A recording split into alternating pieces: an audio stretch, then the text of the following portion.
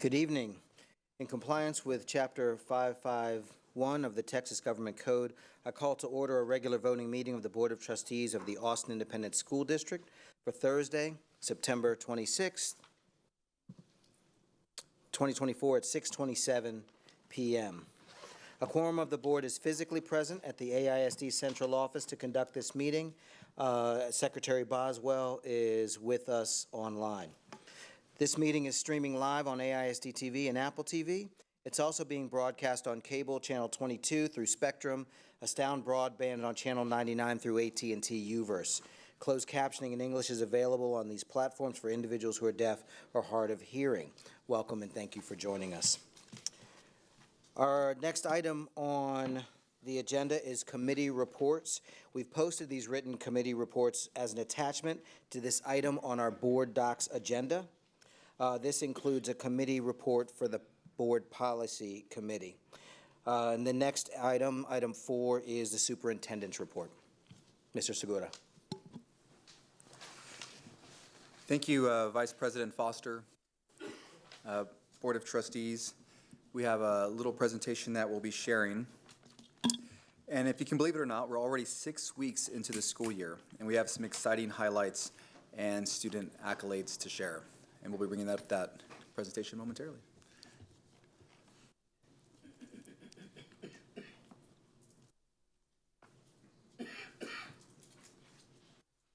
All right, well, first up, it's Hispanic Heritage Month at Austin ISD. This is our opportunity to recognize and celebrate the cultures, traditions, achievements, and contributions of Hispanic Americans. To do that, we kicked off our celebration with a performance from Mariachi del Oro from Crockett Early College High School at our central office. It took place right here in the board auditorium.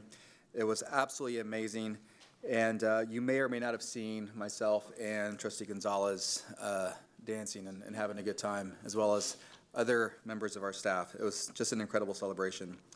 It's always great to support our students and see the talents they're developing with the help of our amazing teachers. Huge shout out to Mr. Ron Hare, mariachi teacher at Crockett Early College High School. I'm proud to share that 17 Austin ISD elementary students have been named 2024 National Math Stars.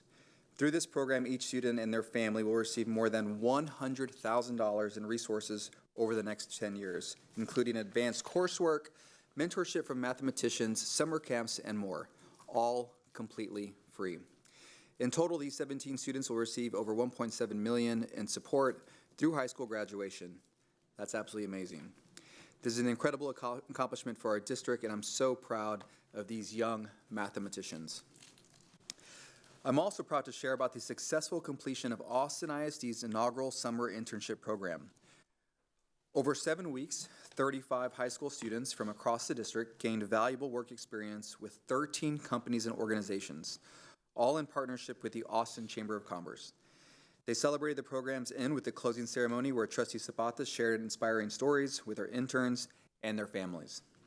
We're proud of our students for taking this opportunity to learn, grow, earn a stipend while exploring potential career paths. Next up, an exciting milestone for our district. Austin ISD participated in the first ever ACPTA Student Journalism Conference. Student journalists from Aikens, Bowie, and McCallum High School spent an entire day diving into the complexities of Texas school funding, learning directly from experts and policymakers. This was a valuable opportunity for our students to engage with real-world issues and develop their journalistic skills by reporting on topics that directly impact their schools and communities. It's incredible to see them take part in such meaningful discussions. I'm also thrilled to recognize Callum Chia from Aikens Early College High School for being selected as a semifinalist in the National Merit Scholarship Program. Out of 1.3 million students who took the PSAT last year, only 16,000 were chosen as semifinalists, and Callum is one of them. Congratulations to Callum and Aikens Early College High School. What an incredible achievement. And finally this week, we are celebrating Teacher Assistant Appreciation Week. I met some incredible TAs, and to celebrate, I gave out 4 golden raves at Rosedale, Sunset Valley Elementary School, and Harris Elementary Schools. Their support allows teachers to focus on instruction while they provide crucial one-on-one attention, managing small groups, and help create a positive learning environment. Simply put, we couldn't do what we do without them. I want to express our gratitude, my gratitude, and our gratitude to our TAs for their dedication, hard work, and the care they provide to our students every single day. Trustees, yeah, that's it, actually. Absolutely. Trustees, this concludes my presentation today. Thank you. I was trying to do the math on 16,000 out of 1.3 million. That's super impressive. I should have the ratio. Our next item is our intruder detection audit. Thank you, Vice President Foster. Tonight we have Dr. Jacob Reach, Chief Officer of Governmental Relations and Board Services, to share the update. Thank you, Board of Trustees. So last week, we did have our first of the new year audits on some of our campuses. As a reminder, these are random intruder audits that the state of Texas conducts on all public school districts. Their goal is to visit every public school district and to conduct an audit on at least 75% of all individual schools within the state of Texas. We did have audits completed last week. Because of that, we wanted to make sure we had this on our agenda for today because we expected that we would have our forms ready. They were not ready for us by Monday, so we will bring those back at the next board meeting. So those will be available to our board and the executive section, and then we'll be able to give a more formal update during that board meeting. Thank you. So we'll now move to public testimony for items on. 4.3. Oh, are we at 4.3? Did I just go too fast? Yeah, go to the last one. There you go. Oh, well, this is important. That's still on you. Yes. Vice President Foster and Board of Trustees, I'd like to introduce agenda item 4.3, our budget update. I'd like to introduce Katrina Montgomery, our interim Chief Financial Officer, to present the budget update. Hello, trustees and Superintendent Segura. We have a few slides today that we're going to go over. This very first slide, we all know that we've been having meetings with the Ad Hoc Budget Committee, and so we've made some changes to kind of retool what we're working on. So if you see the first slide to the top right, it says October 1st. So what we're going to start doing is providing information to the committee on Fridays, and we're going to do select departments, and the first department on October 1st, which is Friday, will be operations. And the Chief of Operations, Christine Steenport, and her team, her subject matter experts, will be there to kind of walk the committee through questions, answers. So we're going to provide data. They're going to have a chance to look over the data over the weekend and provide questions. And then on Tuesday, we're going to be prepared to answer any questions that the committee might have. And then it goes to October 8th, so it's very clearly laid out about how we're going to proceed. October 8th will be technology, legal, police, and on and on and on, all the way through October 29th. And that final meeting will be teaching, learning, and leading. And that is done very strategically because we wanted to make sure that we impacted that department last. And this next slide, so we already have our budget calendar, but this slide kind of just gives an overview of where we are. And we wanted to present this slide because we wanted to make sure everyone is clear why we have to make it through the November date. So we're starting with our August, our ad hoc committee, which started in August through October of 2024. And then we're in November, that's when we're going to start trying to wrap up what is being done with the budget committee. And we're going to start looking at the lists that have been created from the committee, from the trustees, as well as the administration. And then we're going to come back, it's going to be December, because Superintendent Segura's goal is that we are really clear about what's going to happen before we move into the next year. So we're trying to make sure that we have a timeline that is very clear about how we're going to proceed through this budget calendar.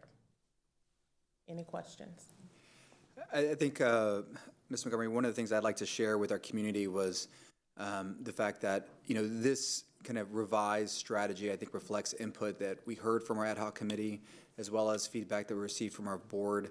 It allows us to really start exploring ideas and not from, some initial list or identified kind of proposal. And we had the meeting on Tuesday. I thought the feedback we received there ensures that we're moving in an aligned way over the next several months. The one thing I do want to reinforce is, this is meant to support a cascading plan We recognize that all the strategies that are identified cannot be implemented within one fiscal year. And as we move forward, we're always going to be thinking about, the intentionality around implementation.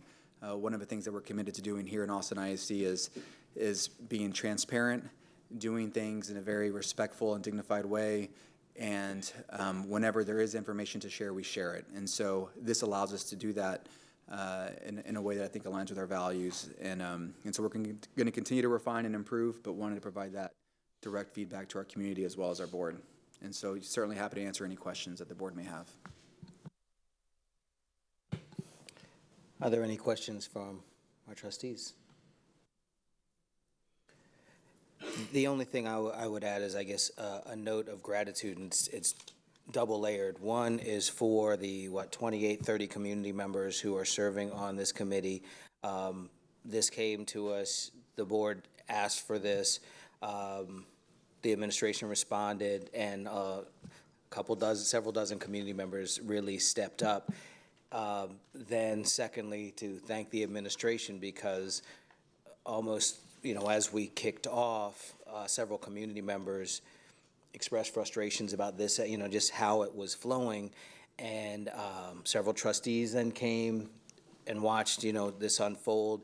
And I think what we saw and what we're hearing from community is a note of gratitude, but sort of tempered expectations, because the way you all did pivot and retool and keep us moving forward. So we're on, I think, a good path. And it has to do with the steadfast faith and work of our community members, but then also y'all's responsiveness to them. And I think that's the way we'd hope to continue to move forward. So hearing no more, conversation, we can move on to public testimony for our consent agenda. Members of the public wishing to participate in the public testimony portion of our meeting called a dedicated AISD phone line in advance of this meeting to sign up to speak in person or to audio record their remarks. Tonight we have 3 speakers who recorded a message, and we have no in-person speakers. So we will now play the recorded messages for public testimony. Hi, this is Leah, Leah, Narrow, Narro. My number is 678-477-2163. I am a concerned parent, and I'm calling related to agenda items 7.1 and 10.13. The district scorecard. So I am asking that you continue funding librarians in Austin School District. It's well known that schools with certified librarians consistently perform better academically and score higher on standardized tests. So if your goal is to improve literacy in your community, then you need the librarians to help you achieve it. Librarians around the district in schools are tied to higher graduation rates. So please make sure that you continue funding the important job of school librarians. Thank you. Hello, my name is Jenny Curran, and my sister is a certified librarian at Austin ISD. I'm calling today to express my support for the continued funding for librarians in the district. You have to remember, schools with certified librarians consistently perform better academically and score higher on standardized assessments. If our goal is to improve literacy, we need to do all we can to obtain it. Remember, librarians are tied to higher graduation rates and reading rates. Thank you. I am a retired teacher, and I have taught in Austin schools as well as New Mexico schools. And I'm calling in reference to the school scorecard and the impact that librarians have on the scorecard. It has shown consistently that children in schools with certified librarians perform better academically. They also have higher graduation rates. And so it's very important to keep these librarians in the schools and not consider cutting librarians as a way of just to save money in the budget. It is reading is so important, especially today when the children are given iPads and computers as early as kindergarten. And it's important for them to recognize that there are books, and there are so many things in books that are not found on the computer. And librarians help a great deal. Thank you. Bye.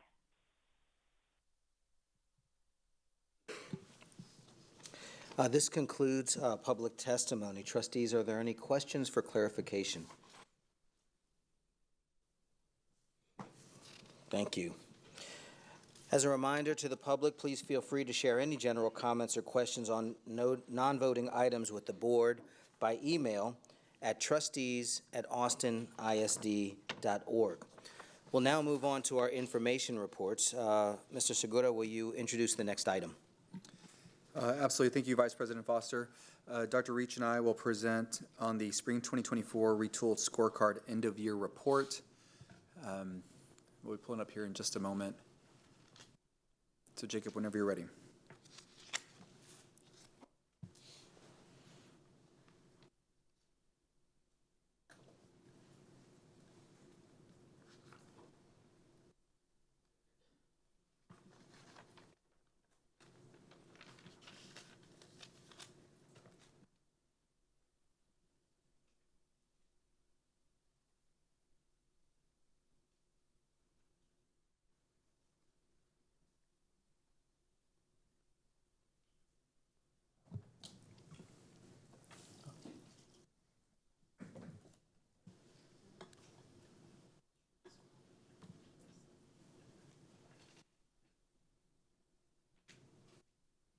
Prop A is first. What?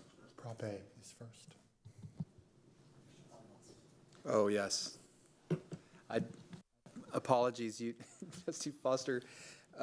We have an information report first on Prop A efficiency audit. I followed your lead again. So it's 6.1. I apologize. It's Vice President Foster. I'd like to welcome up Katrina Montgomery, Interim Chief Financial Officer, who will introduce our presenters from OKC for the Prop A efficiency audit. Thank you. Apologies, community and Board of Trustees.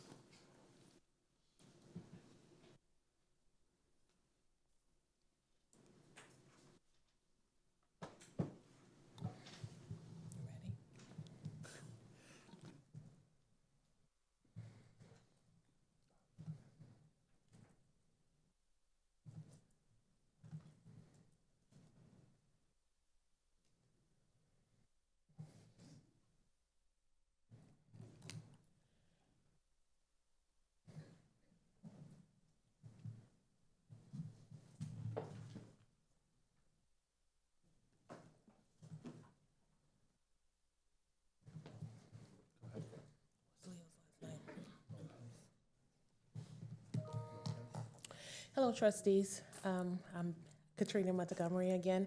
I am here to introduce Mr. Leo Lopez. He is going to be presenting the efficiency audit that was done by Moke Casey. Hi, good evening. Thank you. And so will you be, do you want me to share my screen for the presentation, or do you have that up already? You have that? Okay. Leo, we have it up. Can you see it now? Okay, great. Yeah, I can see it. Thank you. Again, so good evening. My name is Leo Lopez. I'm the Chief Financial Officer for Moke Casey. I also head up the school finance team at Moke Casey, and my team handled the review, the efficiency audit for Austin ISD. And so I'm going to very quickly, briefly go over the highlights on that report. So on slide 1 that you have in front of you, what we have is, again, your district is proposing an M&O tax rates for 2024 tax year for the coming school year that exceeds the voter approval tax rate. And so a little background as to the requirement of this. So House Bill 3 during the 86th session in 2019 passed any requirement that requires school districts, Board of Trustees to conduct an efficiency audit prior to seeking voter approval in order to increase the M&O tax rate above what it was the year before. And so if you want to go to the next slide. So the efficiency audit, the format and the requirements and all the data in it is actually prescribed by the legislative budget boards, or the LBB, which is essentially the budget shop for the Texas legislature. So the LBB puts out requirements of all the information that needs to be included in a district's efficiency audit. And so the main purpose of conducting the efficiency audit is that so we're supposed to be able to provide information to voters regarding the current status of the district's fiscal management, efficiency, utilization of resources. That way, the voters can make an informed decision as to whether to approve a tax rate increase in order to generate increased M&O revenues. So that's sort of the main reason for the requirement for conducting the review. And so right now, without the election, your M&O tax rate would be 0.7365. Now that's the same tax rate that you had. That's the same M&O tax rate that you all had last year. There was no additional compression for the 2024 tax year because your values actually declined slightly, and so there was no increase in values above 2.5% that would have resulted in a lower M&O tax rate. So the total tax rate is the same, or excuse me, prior to a successful TRE or Vader is carried over from last year. Now, right now you have 9.1 pennies of capacity. So every district has 17 cents above their tier 1 compressed tax rate. Your compressed tax rate is around 65 cents. And so with your proposal that you're looking at doing, you're asking the voters for roughly a 9-cent increase in the total M&O tax rate to 0.8275. Current estimates show that a successful election would generate an additional 41 million for the district in the first year, and similar amounts year after that, but really in 24-25 school year, this Vader would look to produce 41 million. It's my understanding that those funds would be used to increase teacher salaries, to invest in other instructional programs, as well as address the M&O budget deficit. And so that's what you would generate off of the increase in the rate. And my understanding is those are the items or priorities that you would use the funding for. Now, one of the things I didn't mention that I want to mention before I proceed is the timeline on that. There's some requirements on the audit, so you do need to post the audit report on your website no later than October 5th. So that's one thing you need to make sure you do in order to comply with statutory requirements right there. Okay, so next I'm going to cover the peer districts and how we did that. So in collaboration with your finance team, we selected a number of peer districts which were similar to Austin ISD in terms of 5-year growth pattern, ADA to WADA ratio. WADA is essentially a shorthand version of the numbers of students in special programs, right? Special education, bilingual education, current technology, and then some other additional tier 1 allotments that result in additional weights all contribute to an additional calculation. So you may have heard the term WADA or weighted ADA. And so we looked at districts that were similar in terms of their demographics and profile.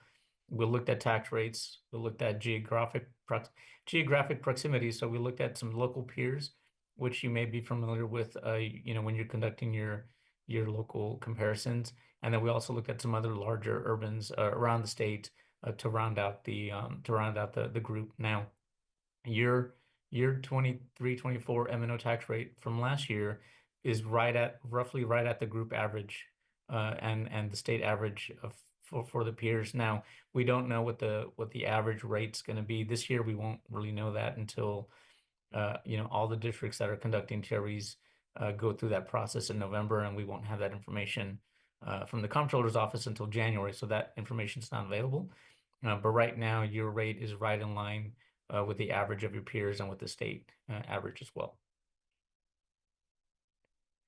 And so we also, some of the things that the report requires us to look at is comparing your district on accountability, so academic accountability as well as financial accountability. On the ratings that you see in front of you on this slide, that's the academic accountability rating for the 21-22 school year.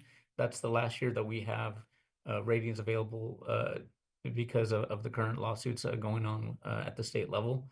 But as you can see, your district is got a high B, so a B rating with an overall score of 88, which is right in line with some of the higher scores in the peer group. So again, right in the mix of towards the upper 25th percentile of the ratings if you were to rank them in your peer group. And School First, which is your financial accountability rating. This one we do have a rating for the 22-23 school year. You of course got an A, and then I believe you are projected to get an A as well for the 23-24 school year, although those ratings are not final yet. But again, very strong ratings.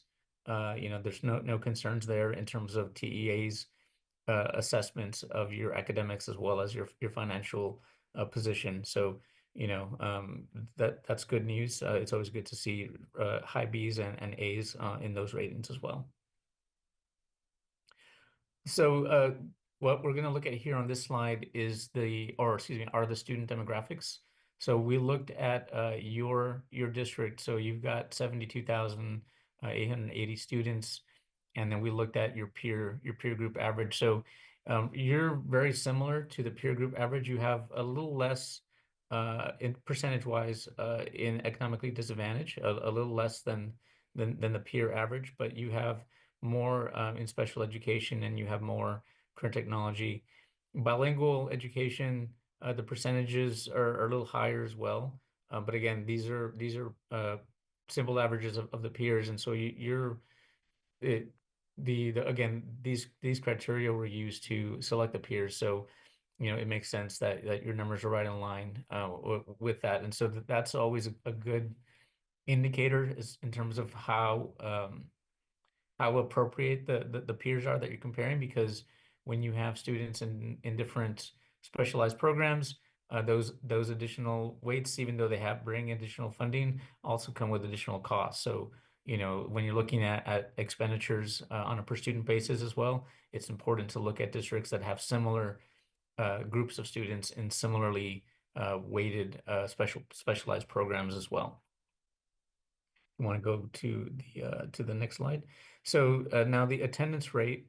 So your attendance rate was right there, 93% in the 22-23 school year. Now the reason we're using the 22-23 school year is because that's the last year that we have all the financial information available. So we wanted to use the same school year, even though TEA just came out and published 23-24 attendance data. In order to keep everything aligned where we're looking at the same data, we're looking at 22-23. So you're right in line with your peer district average, and you're actually slightly above by a little more than a full percentage point above the state average of 92.2%. In terms of operating revenue, there's a few things I wanted to call out on this slide here.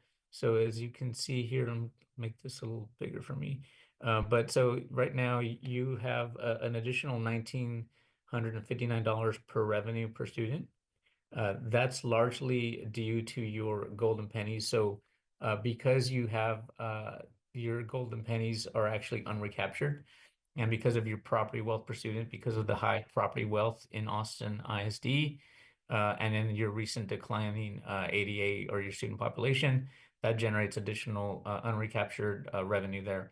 But you do reinvest those funds, on your students. So you do have, even though your revenue is higher than the peer average by $19,059, you also spend a little more than $1,500 more per student than the peers. And so again, that's largely due to the unrecaptured revenue.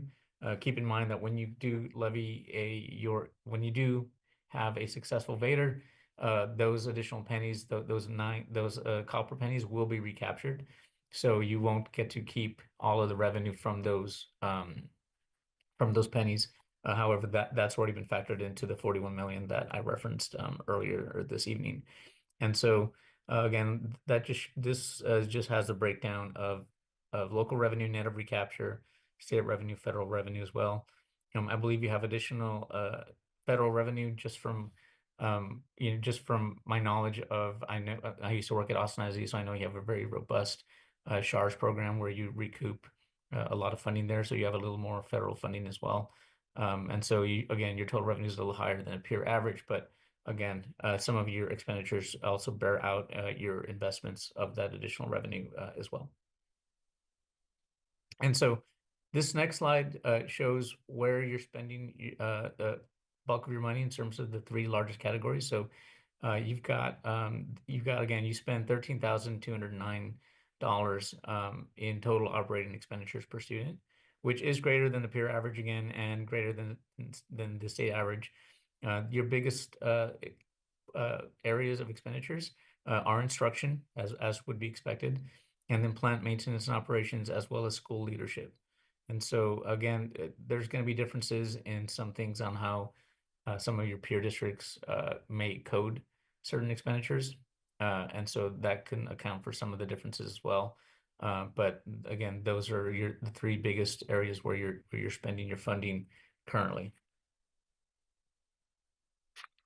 And in terms of if you're looking at the expenditures in different or slicing the data a little bit differently, looking at payroll as a percentage of your operating expenditures, as you can see, you're at 79%, which is a little lower than the peer district average. And then, of course, right in line with the state average. Now, this is notable. We looked at it, and you have a lower average teacher-based salary than your peer average and the state average. You have a lower administrative base salary, and your superintendent's base salary is also well below the peer average. And so that's one of the things that knowing that I believe you're prioritizing teacher compensation as one of your priorities with the successful TRE would, of course, help you get closer to your peer averages in those categories as well. In terms of fund balance, you do maintain your 30 days or your 3 months operating expenditures even after recapture. So you have a strong position there. So there's nothing unusual or concerning to report there. Again, you've got fairly robust. Your fund balance is well in line with TEA recommendations. In other words, and with your 3 month of operating expenditures of 191 million. And then staffing levels. So you do have, again, very close to the peer average and state average on your teaching staff. And, you have, the ratios are similar overall. Not a whole lot of difference there. There's going to be variation from district to district as well. If you have specialized programming where you have additional, support staff, or a district might have less support staff and all that, and where those staff are coded in terms of campuses versus central administration. But generally speaking, your ratios are pretty similar, so there's nothing really notable to call out there as well. Now, one thing I did want to point out, we did notice that your district does have significantly higher teacher turnover in terms of you have a 32% teacher turnover rate, which is a lot higher than the peer average of 19% and the state average of 21%.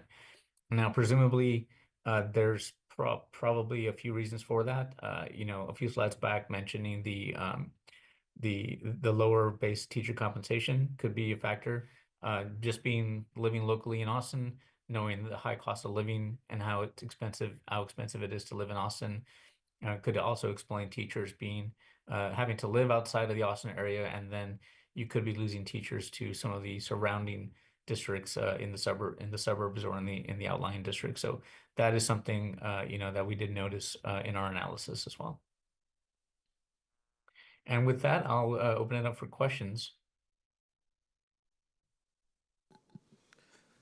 Trustees, are there any questions regarding the Prop A efficiency audit? Trustee Kaufman. I have two, which will hopefully be brief, but this is more in regards to the timing of when this data was collected. So for example, the teacher turnover rate, I see it's reported for the 2022-23 school year. Correct. I just wanted to ask our staff and our superintendent how that compares to our most recent turnover rates. Yeah, so appreciate that, Trustee Kaufman. We actually just finalized the data, I think, about a couple days ago. So overall retention is 83.8%, which would mean the turnover would be 16.7. So it definitely has been trending in the right direction, and I appreciate you calling that out. I was actually about to call it out if y'all didn't before I did. But yeah, I think that reflects just kind of when. Could you give us slide 15? And Trustee Kaufman, I wanted to also mention that with teacher turnover, of course, you're looking from 1 year to the next. So really, this was teachers 3 years ago who were there 2 years. So we have 2 more years worth of data now. Okay, thank you. And also I wanted to ask about the payroll salary, because that is also, if I understand right, it's this year, and I mean, it was 2022, 23, and 23, 24, Mr. Lopez? Is that correct? So the data that we had to use was 22, 23, because that was the last year that TEA published this past spring. So 23, 24 financials for your district and for all of the peer districts in the state would not be available to us publicly until next spring. Okay. So just looking only at the AISD data, I want to ask our superintendent and staff again to comment on the pay increases that have happened since then. So I made it Brandy to kind of assist with this. I know in the spring of 2023, we instituted a 7% increase for all educators, and in some cases, greater percentages. And then we did a $20 base pay increase for classified staff. As far as the percent increase as it compares here, I'd have to kind of run through that. I'm not sure, Brandy, anything else you want to add? No, sir, and just that, with our upcoming proposal also, that we will be doing a significant increase, especially for our teachers with years in the system, to make sure that we are leading market once we're finished with that. And do the base pay calculations take into consideration the PPFT bonus pay that teachers receive? No, sir. Base is base. So when we do, when we're going to do a market base increase, we take PPFT out, move up to market or beyond, and put PPFT back on top, so that it is truly base building. Okay. And Mr. Lopez, is there any comparison data in terms of because I saw in the audit it did answer the question of whether AISD offers performance pay. But I didn't see any comparison data on that. Do you know if our comparison districts have performance pay on top of their base pay? So that information is not available at the agency level. So that's something that, as a follow-up, we could, reach out to the peer districts. But that was not something that is typically brought in as part of the audit. Okay. So I guess my question in terms of the overall message of this then is. My understanding of the audit is, I guess my question to you, Mr. Lopez, is does the audit generally show, I didn't find a concluding statement, does the audit generally show that AISD is managing our funds effectively and efficiently compared to our comparison districts? So I'll try to answer it this way. So the point of the audit really, we're not really giving an opinion, so we're not a CPA firm, and CPA firms wouldn't do this either for this type of review as to whether or not you're efficient. I think the goal of the review is to present a number of different ratios, metrics, data, information, and then see where you sit relative to your peers as a way to show the public where the data stands, and then we also allow you to we ask that you provide narrative and context. And then, maybe find areas where you can, go ask more questions, right? Where you're looking at certain charts and say, I want to go and follow up on this.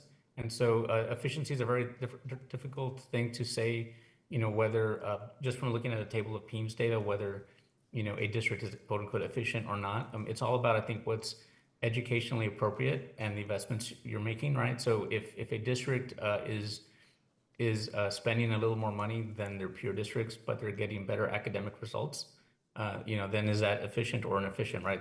I don't think that's for me to say. I think that's more of a value judgment, right? In terms of, in terms of how the funds are being spent. And so, looking at your academics, you're very highly rated academically, and you are highly rated financially.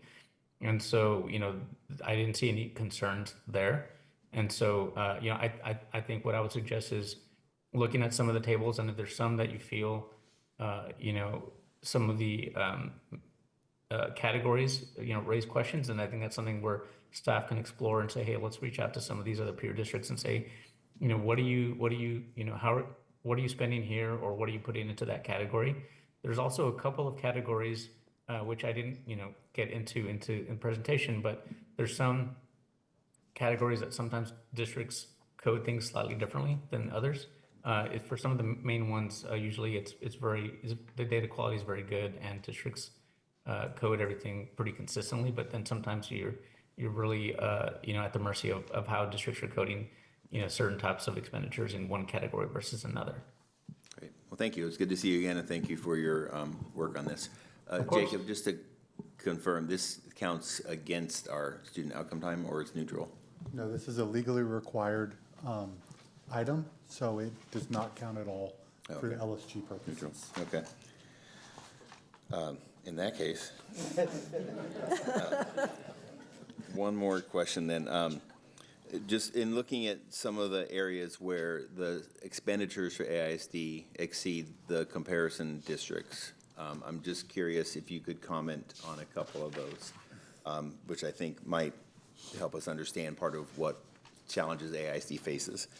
So one area that was considerably larger for AISD than the comparison districts was the maintenance and operations. Right. And so I was curious whether the audit, Mr. Lopez, or whether Superintendent Segura, you could just comment on the why that is the case and what that says about our district's challenges. Do you want Leo to go first? I don't know whether Leo has something to add to that, but if you do have something based on the audit, then I'd be happy to hear from Leo first. But I suspect it's more of a superintendent question. But do you have? I'm sorry, Mr. Lopez. Do you have anything that from the audit that would lend insight into that number? I mean, I think that there's different things, like as an example, if a district has well, I'm going to use transportation as an example, but so if a district has a different policy on busing students from a school of choice, so you might have higher transportation costs than a peer district.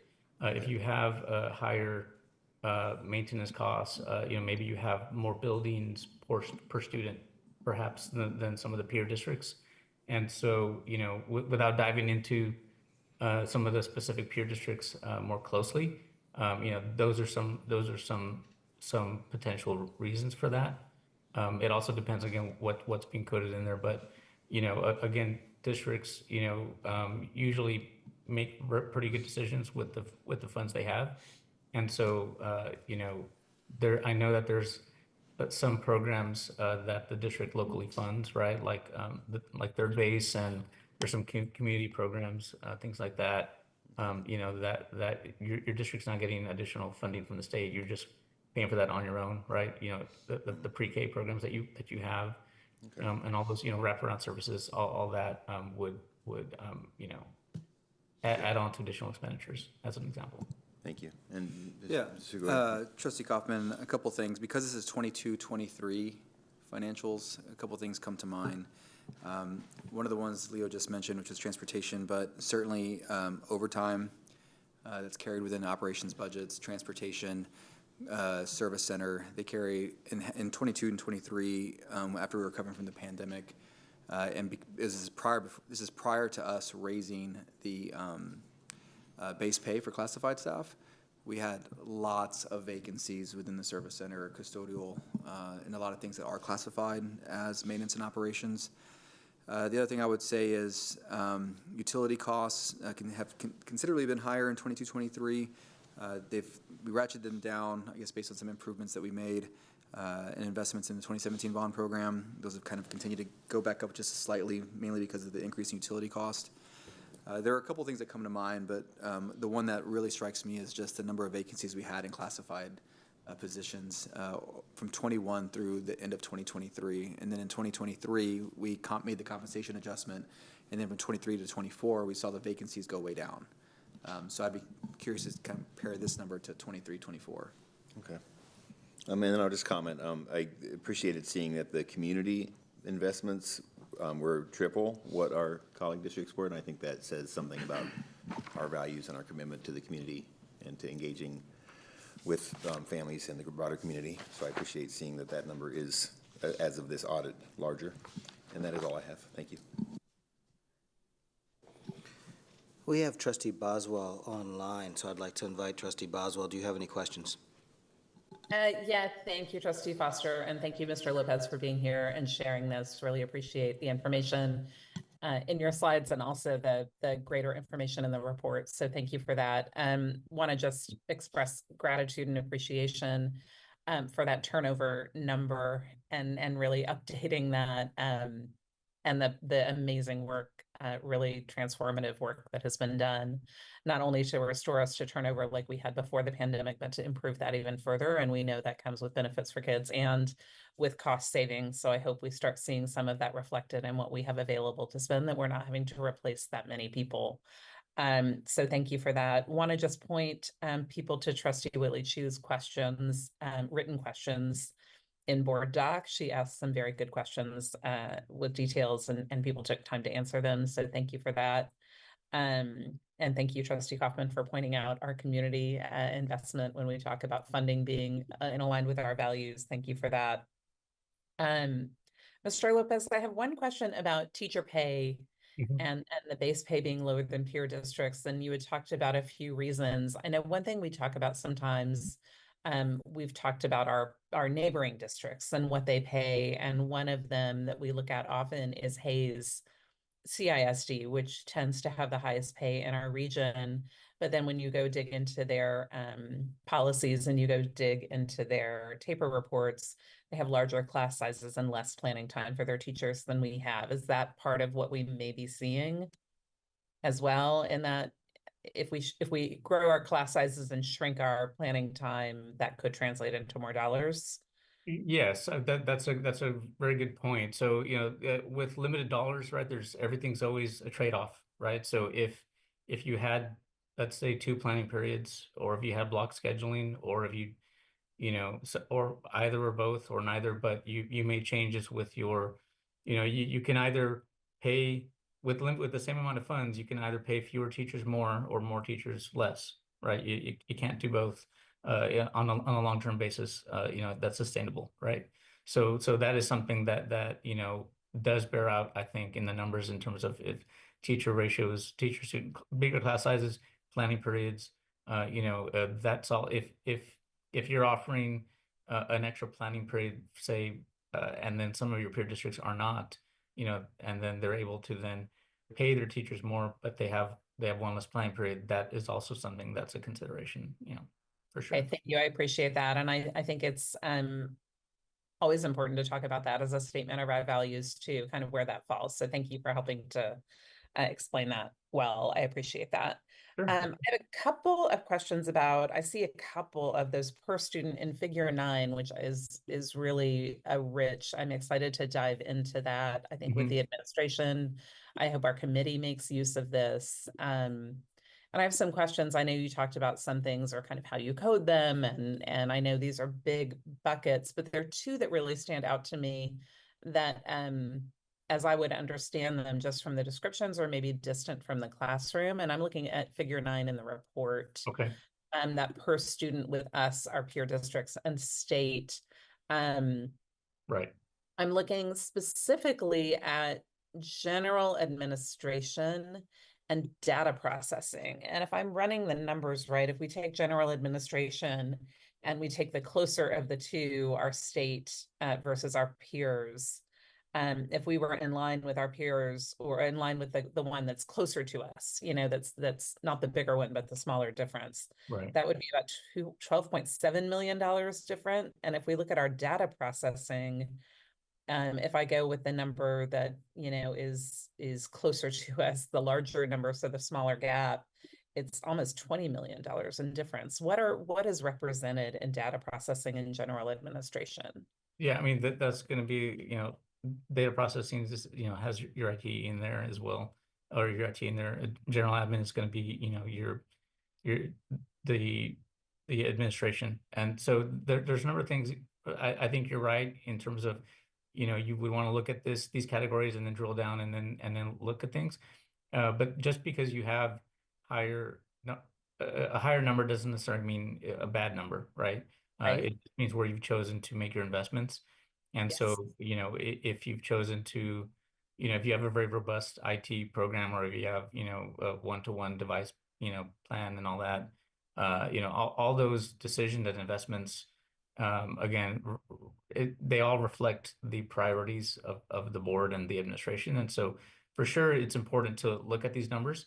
I would say, don't immediately look at a high number and immediately assume that there is a problem there necessarily, but you should definitely look, that's something that you can definitely look into. And, there's always room, every district, there's always room for improvement somewhere.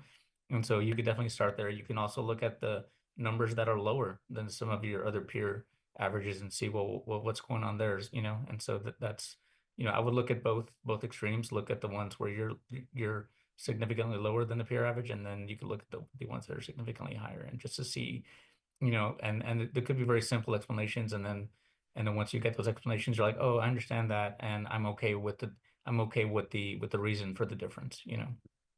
Thank you. I appreciate that. Yeah, and I'm asking specifically because when I look at data processing being quite a bit higher and instruction and curriculum and staff development, for example, being quite a bit lower, I think this is a very helpful guide to asking deep questions. For And sure. really, when we have to make these very hard choices, as we're asking people for our Vader and looking at our very real budget shortfall, kind of making sure we're asking all the right questions. So thank you very much for this information. Of course.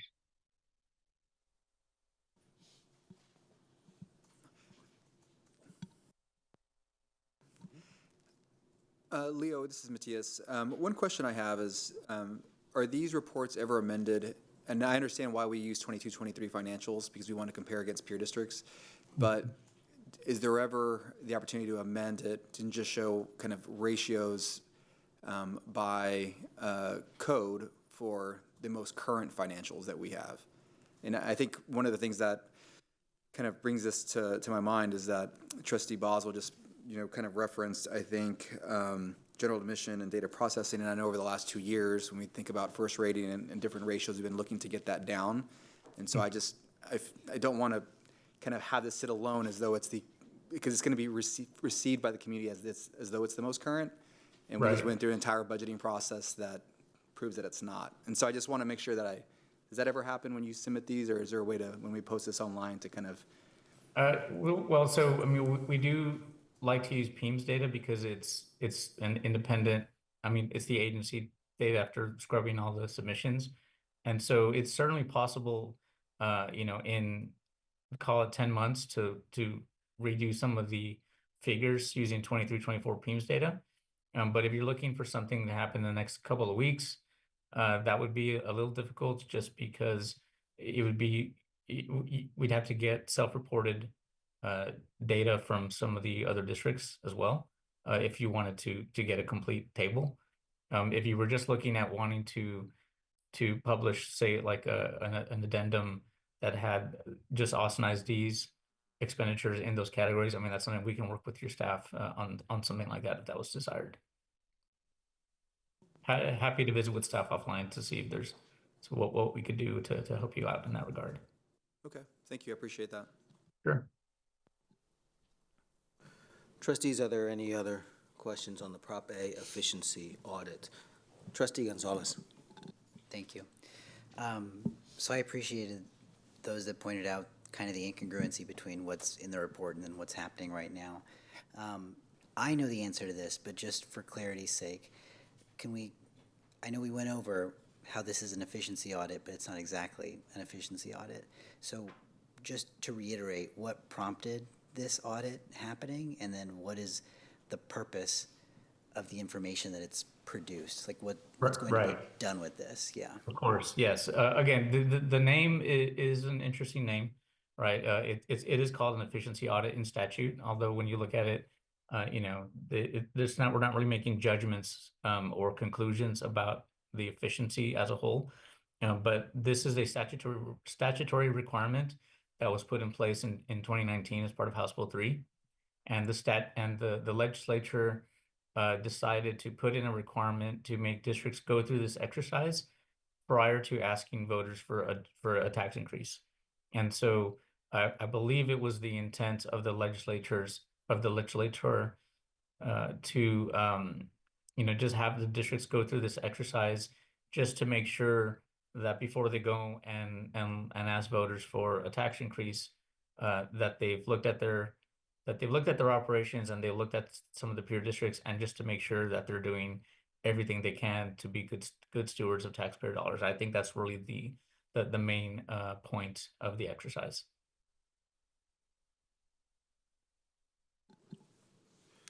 Thank you. Any additional questions?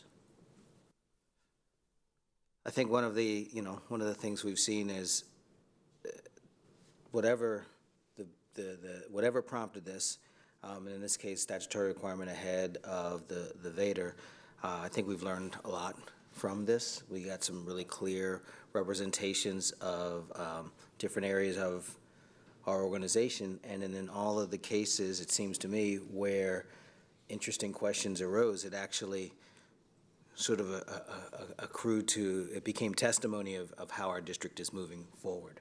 So when we saw payroll was this, Brandy's immediately able to come up and say, well, and in 23, 24, it looks like that, and the data just hasn't caught up, and we see this again and again. So in a sense, this is exciting information because it's pointing to really one of the district's areas of longstanding strength, and now we're getting even better. So this is good to see. So this will conclude 6.1 Prop A efficiency audit conversation. We can move on to 7, student achievement and scorecard goals, starting with 7.1 Spring 2024 Retooled Scorecard End of Year Report. This is part of our commitment to discuss student achievement and present on the Retooled Scorecard End of Year Report. We have scheduled 90 minutes for tonight's discussion. Following this, I will mention and remind the trustees that we go into 7.2, which is 2024 state accountability conversation. Both of these, as part of our commitment to our student focus, will be engaged conversations. And I count on the dais and I see 5. Everyone knows I'm ADD and like to get up a lot, and I won't be able to. Trustees, I'd like to know, would you like to continue and jump in now? Do you need 5 minutes? Would you like 5 minutes at the end of this conversation? Trustee Gonzalez says, oh.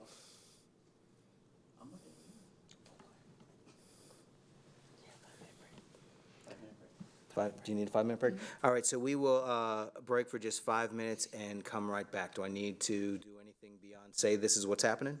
This is what's happening. We'll see you in 5.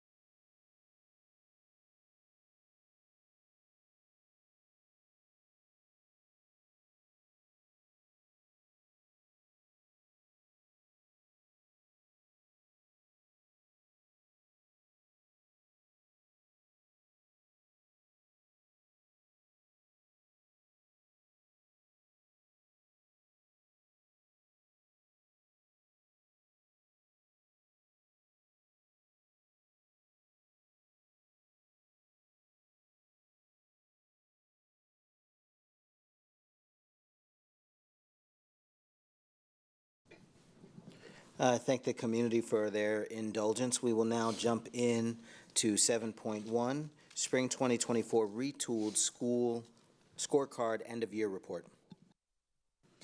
Thank you, Vice President Foster.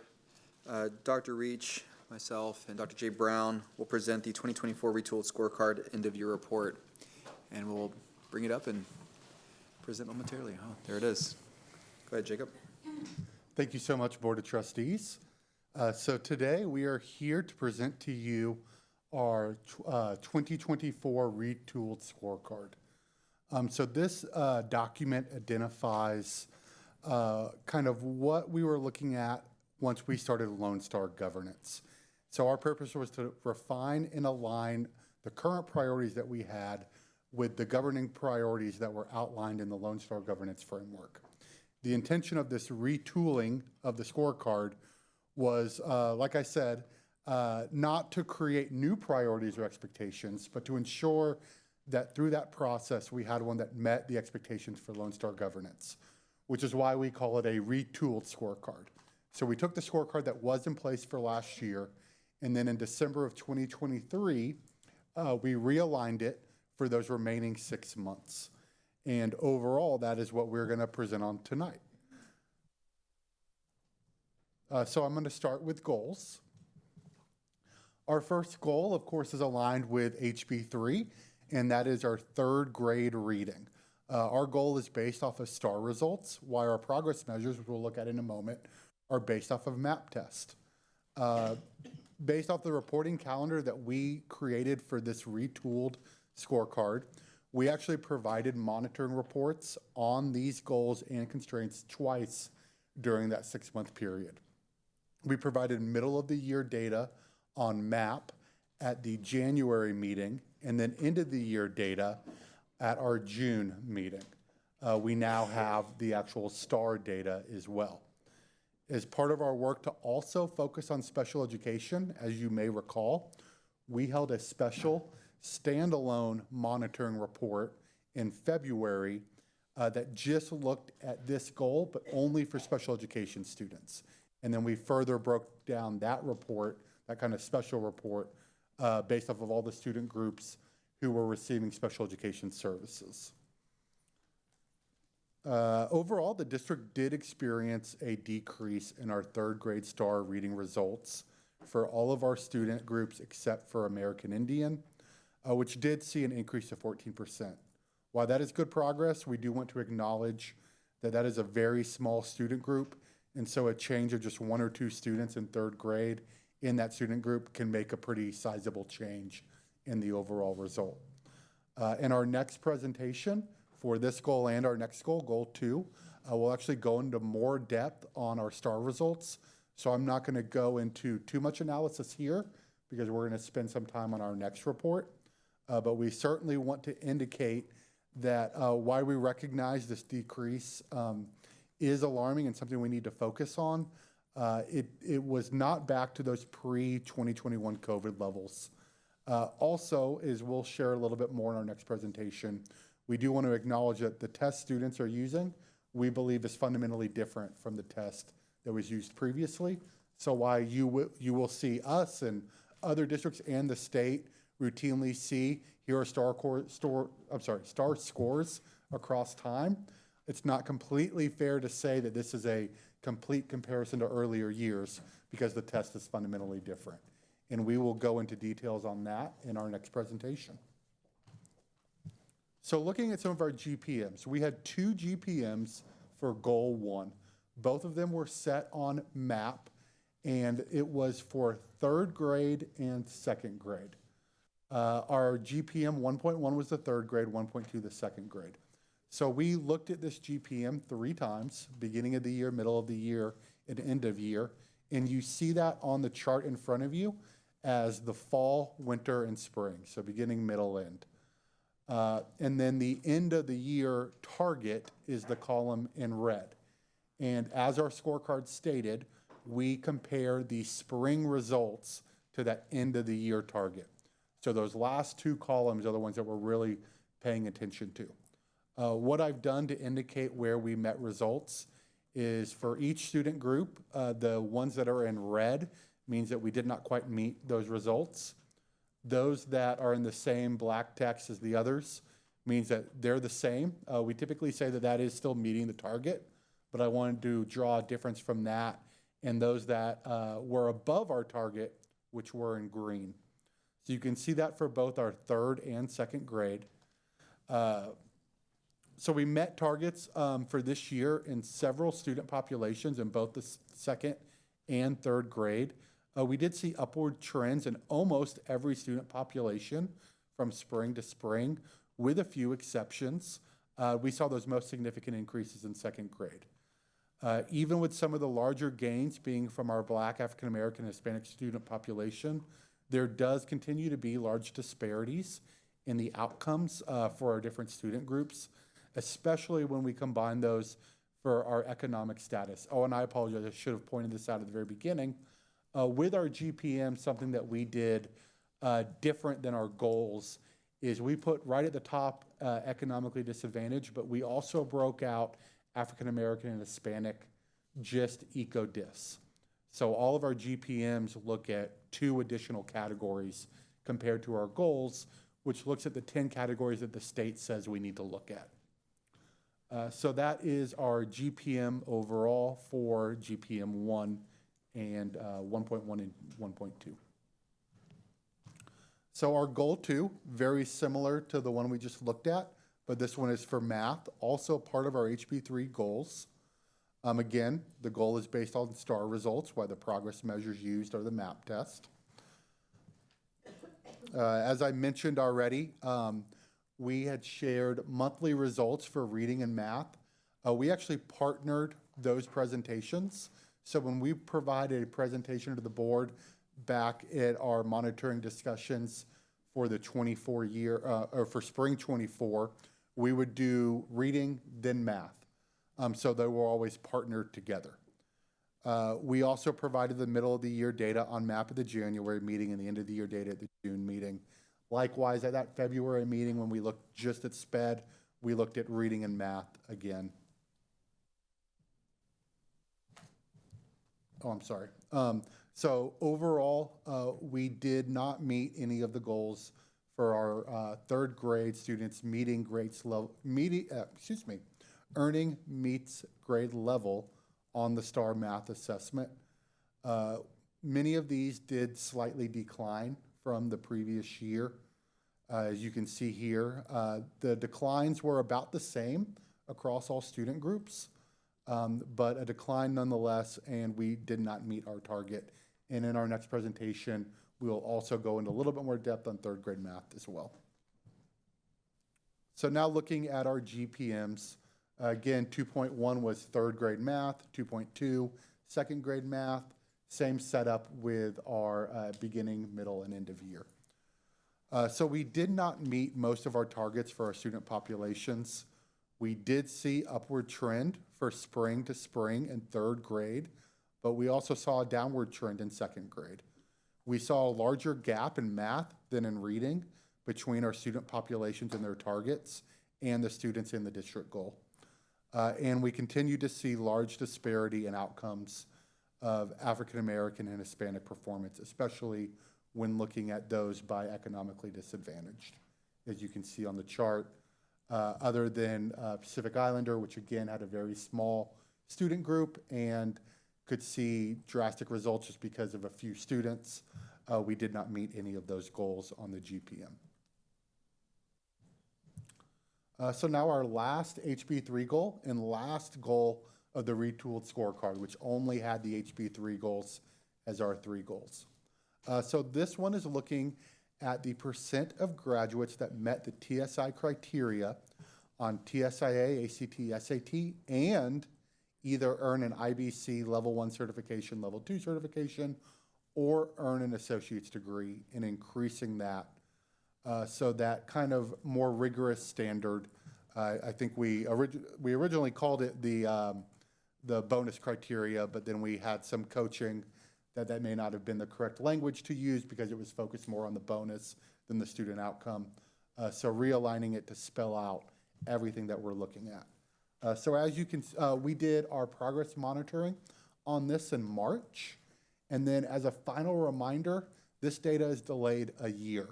So for all of these other groups that we're looking at what happened in 24, spring of 24. But for this indicator, it is delayed a year. So we get this data a year later. So what we report for the 23-24 school year is actually the students from 22-23. And that's why when you look at the white column right in the middle that shows how we did, it is for 22-23. And our target that we're looking at is the 22-23 target. So the students who just graduated, we would report on them a year from now. So overall, we did see progress in this. We saw growth. In some cases, our growth actually met back up with that first COVID year. But we saw pretty good growth across the board, even for African American, which did not meet our target, did still see growth overall. But we do see that there's more work to be done since that one did not meet the target that we had set. Moving into our GPMs, I'm going to ask if my colleague, Dr. Brown, could share some of the information for GPMs 3.1 through 3.4. Yeah, so as we head in, as we dig a little further into kind of college and career readiness, the goal itself is looking at what students can leave as they graduate high school. So what part of that CCMR area, think of it as kind of like a certificate they have in hand. Is it whether it's those IBCs, the level 1 or level 2 certificate, or those associate degrees that they have in hand. And the goal itself, we are doing well in. We're raising those up. GPM 3.1 is all about that first step in the process, the TSI. So it's those graduates and how we are looking within that TSI-A test or the TSI standard, which students can get in several ways. We do have growth overall, met that goal in the standard with 53.3%. So that's an increase as well as meeting the goal. And in many areas are increasing, though in not all areas did we meet the goal that we set for ourselves in 23-24. So there's a lot of work to be done, as well as within the next years, a lot of work to be done. Because as a reminder, this specific standard, the TSI requirement, is the first step, the first gate for college readiness. So it's the first step in students' success, making their next step in what they want to do, how they want to kind of get that credential, get that standard, make their next choice. It's also the first step for the district as an institution to meet our accountability requirements, and then later on to meet our outcome bonus requirements. And so we want to make sure that as we are looking within our overall standard, that we're meeting those requirements, but also looking within our student groups, that we're not just growing, but we are growing with all of our students and also making sure that we're looking at those gaps and we are looking at those specific individual groups and making sure that we're finding those resources, allocating those resources, and making sure that students have what they need to make those success choices in their high school careers. For the goal progress measure for 3.2, it's all about how many college course hours that students are earning. So it's on track to college credit hours. So it's students grades 9 through 12, and are they on track to earn 12 hours by the time of graduation? And so this looks at grades 9 through 10, do they have somewhere between up to 6 hours? Grades 11, do you have around 9? And 12th grade, do you have 12 hours? So that's what that measurement is looking like. And you'll see that in this area, this past year had a hard time meeting those hours. This is an area where not only do we have kind of some work to do to dig in, look for resources, look at our options, and where are we allocating our courses, our master schedules, and our resource alignment, but also there's a lot of work to be done as to the context around higher education. What does it look like to say that we want our students in dual credits? In fact, credits that are both high school and higher ed. What does it say to a student, we want you in a college level and college credit course?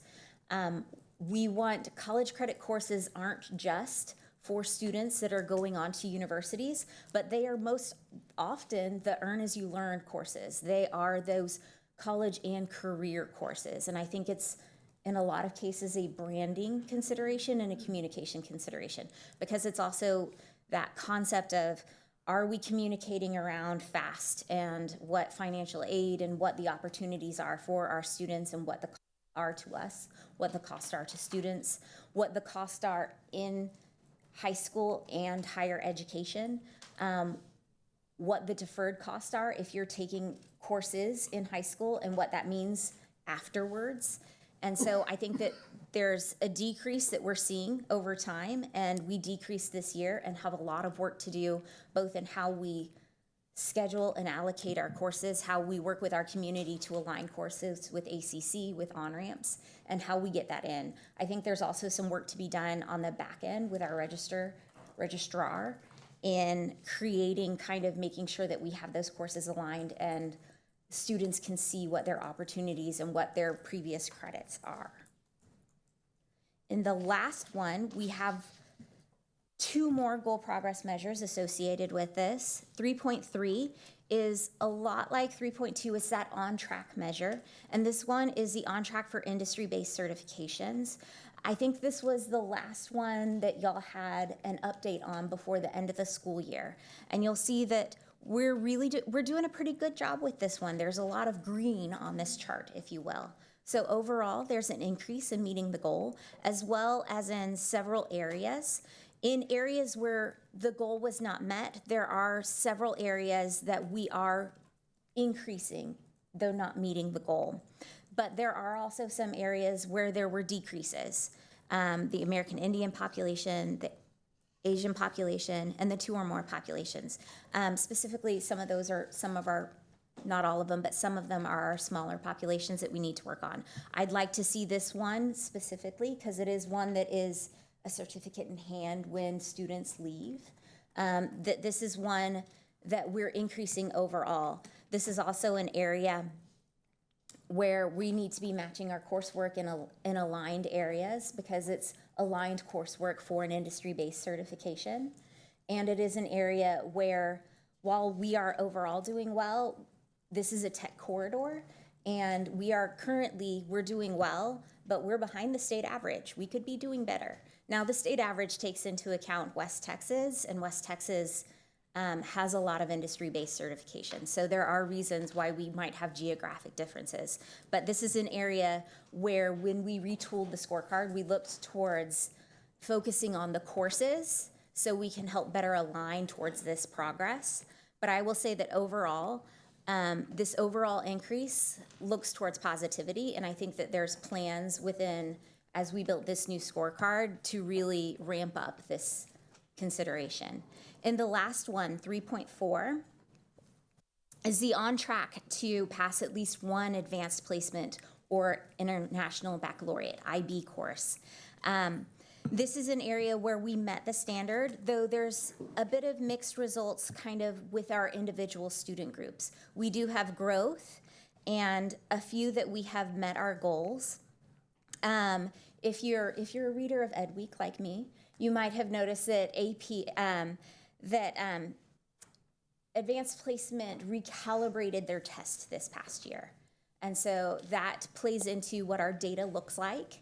And I'd like to really focus that as we work with AP, that we're taking into account our recalibration of our tests. They didn't change their tests, they recalibrated their referencing of the criteria as they're kind of headed into a new section of their testing. And so we want to make sure that we're making full sense of that testing. We're working with our peer districts to make sense of our test scores, as well as kind of the national reference of those test scores, that we're providing those opportunities.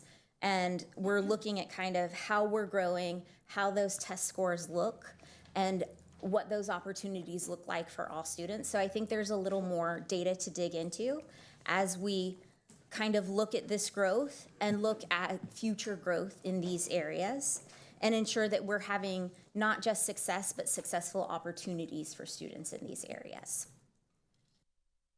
Thank you.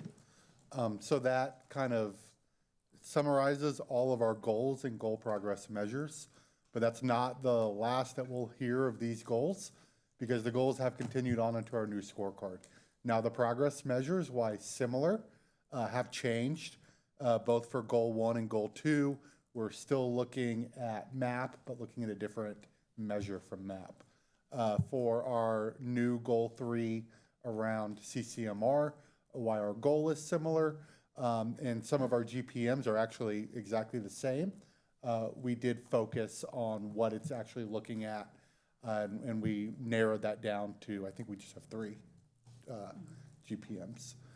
So these are all discussions that we will continue to have through the year and through the monitoring discussions that we have scheduled for this upcoming year. So now we'll move on to our constraints. So our constraint 1 was well-rounded options in equity. The superintendent shall not prevent students from pursuing coherent pathways outside of core courses. So we provided a monitoring update on constraint 1.1 and 1.2 at our May information session. While these progress measures are not continuing into the new scorecard, I do want to highlight that there is a strong relationship between CPM 1.1 and our goal progress measure for CCMR focused on our CTE pathways. And so some of that is still aligned. We will still share some information on how students are doing on obtaining coherent sequences for CTE. While we did miss these targets, we do want to indicate that both Hispanic and ECO-DIS improved for our CPM 1.1. And overall, our percent of students did, while overall our percent of students did decrease for 1.1, we've already identified some things that we need to put into place this upcoming year to address that. One of the most important things identified that was shared during our May session was the need for earlier discussions with students about CTE options and strong alignment on CTE options into the middle school level, both things that we plan on continuing to put into place. For 1.2, our rate stayed exactly the same from the year previous, but it was still slightly below 2 years prior, and it was short of our overall goal. I do want to mention that our new executive directors of athletics and fine and visual arts do have a focus on ensuring that K through 12 vertical continuum helps us build strong interest earlier in these valuable options. So while we may not be reporting on this in the future, I would expect for all of these numbers on constraint 1 to continue to grow. So that is board constraint 1. Board constraint 2 was student well-being and equity. This is that the superintendent will not allow a disparity in student disciplinary actions based on race, ethnicity, socioeconomic status, or ability. We have 2 CPMs for this, 2.1 and 2.2, looking at the disparity rate of disciplinary actions for our African American students and our special education students. And those were selected because those 2 student groups showed the greatest disparity rate between the actual student body and the percent of disciplinary actions those students were receiving. So these next 2 progress measures will be seen on our upcoming scorecard, although they have been reworked. So how we measure disparity for our new scorecard will be different. And we will share our new monitoring report in April. The monitoring report for constraint 2 on the previous scorecard was shared with the board recently at our June information session. For the progress measures, we would expect the actual rate to match the rate of the student population. And that would show us that there was not a disparity in the overall rate of disciplinary actions. As you can see, unfortunately, both of these items actually increased, so the disparity got greater for both student groups compared to the previous year. The district did identify that we had some inconsistent use of our effective and proactive interventions that were designed to teach students on how to handle interpersonal conflicts. And we also learned that one of our major reasons for increase was because of increase in fights and physical aggression that then led to a disciplinary action. Moving forward, we want to continue to look at alternatives to suspension when appropriate and increased restorative practice support at all of our campuses. We also believe that our new MTSS protocols should have a positive impact on identifying behaviors early and addressing them through those new protocols and some of these new programs that we're looking at with alternatives to suspension. So again, we'll continue to look at these in the future, although a little different. It'll share with us similar information on student disciplinary actions. Constraint 3 was new last year as part of our retooled scorecard, and it came about as part of our discussions and the agreement with TEA for our agreed order for special education.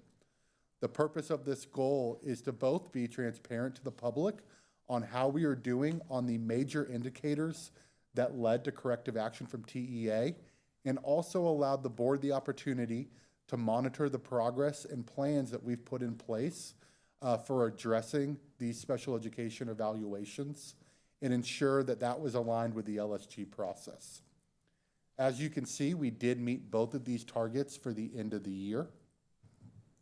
The number of pending evaluations, which is the second one, is actually included on our new scorecard, and it will be our first new monitoring report for mid-year at our January board information session. We provided 2 board monitoring updates last semester on both of these CPMs, both at our January and our June board meeting. At that meeting, the SPED team presented data on the increased number of completed initial and reevaluations between these years. That's 3.1. They had an average of 673 completed every month for the 23-24 school year. They also provided a chart that showed the change in pending and initial and all evaluations from 2023 to present. Of note, the district had moved from 3,500 pending all evaluations in May of last year to 1,800 pending to May of this year. So a very good decrease in the number of pending. They also decreased our past due evaluations overall by 90%, and they reduced the past due initial evaluations to below an average of 1 by the end of the year. So really great on both of those. This also happened while at the same time, we actually had a larger number of requested new and reevaluations. And some of that can be due to all the work that we did with outreach to families, training for our staff, and focus on evaluations by the district and the campuses, which actually led to higher referrals overall each month. So again, for Constraint 3, we did meet both of our targets, and we will continue to discuss our Constraint 3.2 moving forward. Our next constraint is Constraint 4, Teacher and Employee Well-Being and Equity. And this is that the superintendent will not allow a culture of employee burnout. And this is very related actually to a question we discussed and talked about during the efficiency audit, just presentation before this, how we're doing with some of our retention and teacher turnover. So Constraint 4 is focused on, as I said, teacher and employee well-being, and there are 2 different progress measures here. So we have the 2 for retention. One is looking at teacher positions remaining at Title I campuses, and the other is looking at staff that are not including teachers and their retention overall in the district. So what that means for the Title I, the teacher positions remaining at Title I, that means that last year a teacher was teaching at a Title I campus in the role as a teacher, and they are again this year. So when we consider that, I do want to acknowledge that that could mean that that teacher has moved to be a counselor or an AP, or moved to a central office position, or moved to a non-Title I campus. If any of those occurred, they would not be captured in this number, because what we're looking at is staying at a Title I campus. As you can see, we had really good growth on this. Not only did we increase 20% to last year, but we even improved on that 2022 number. But yet we still just missed, and it's less than 1%, our actual target for CPM 4.1. For 4.2, as I mentioned, that is looking for all staff on campuses that are not teachers and what was their overall retention rate. So because the retention rate is looking at staff from 1 year to a next, we actually did not do a monitoring report on this in spring of 2024, because we typically always report this at the beginning of a brand new school year. And since this was just January to June, it simply did not come up in the calendar for the year. So actually, I should mention, this is the first time you're seeing these outcomes overall. So I talked about missing the other one just by 1%.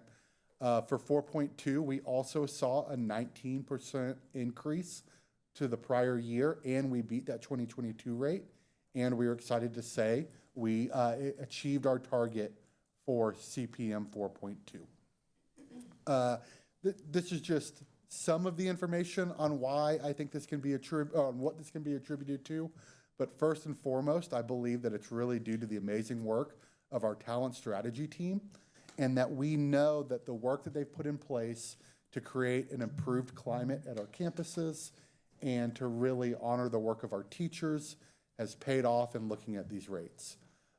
One other thing that I would mention, and that I've heard Superintendent Segura mention, is that we had really good principal retention from last year to this year.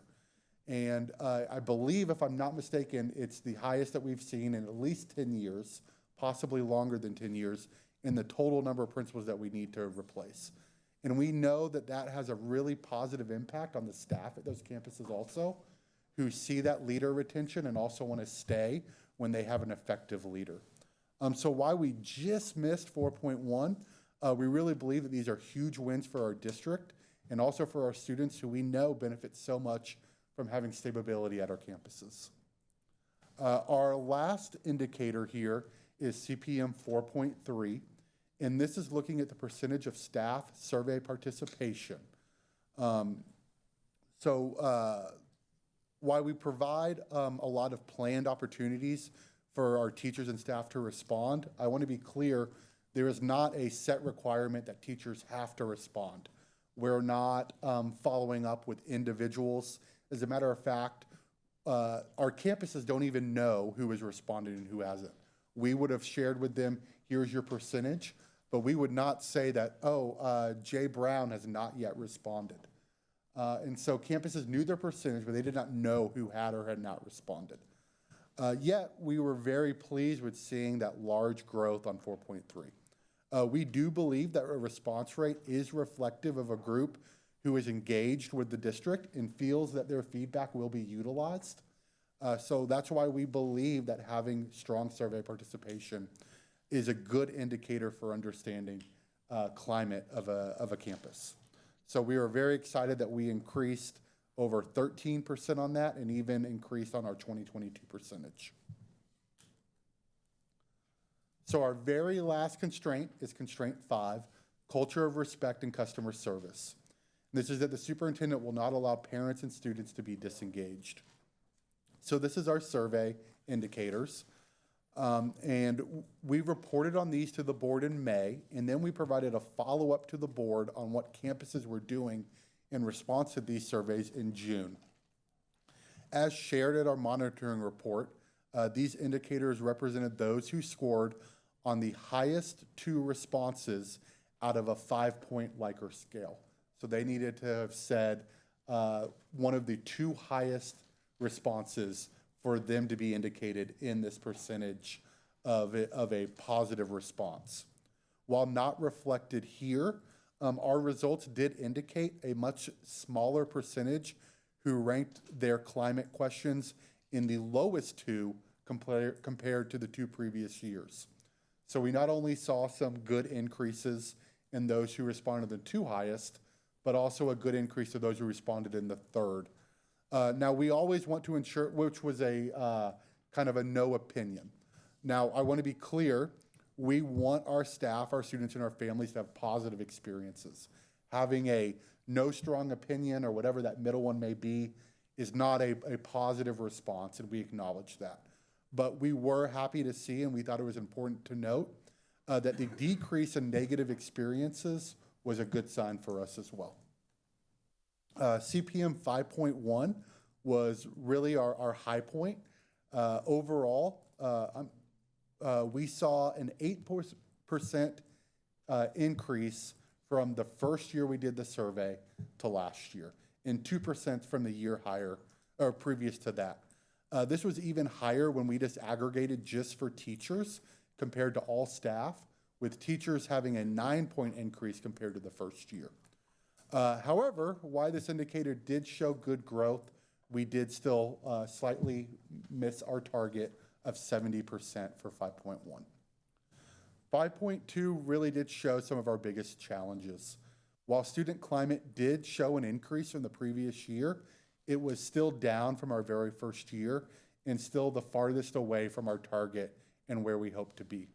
We indicated this in our presentation in June as a major area of focus, and a major update that we provided in June was how we're utilizing the student data in order to discuss campus changes that are needed. Some of the items that we discussed was how we use the data for our tiered support and for behavior discussions with our PLCs, and also how principals will set goals for student engagement and belonging in their CIP utilizing this data. CPM 5.3 also did show growth compared to previous years, both last year and the first year that we had the survey. But again, it did fall short of our overall goal of 75% for families. So while we did miss all these targets, we did see growth this last year that we did believe was a positive sign, but understanding that there was still more work to do. So that is our last constraint. I know that was a lot of data, a lot of indicators, but we recognize how important it is at the end of every year to look back and say, how did we end up doing on that scorecard at the end of the year? So now I'd like to turn it back over to Superintendent Segura and our trustees for any questions. Trustees, I'd like to invite any questions. Trustee Gonzalez? Thank you. So I'll start with where you just ended off, Dr. Reach. Looking at 5.1 and 5.2, 5.3, I wish that, I know this has come up with some of the other goals, specifically, like I think the algebra one that we were talking about just a few weeks ago. I wish that the number of respondents was included for each of these years. I think that would be helpful comparison, just because, like you said, it's not obligatory to take the climate survey. And I think, as we've said before, a non-response is also a form of response. So just for really knowing what's happening there. I also know that this isn't something that's going to be in one in the future, so why am I bringing it up? But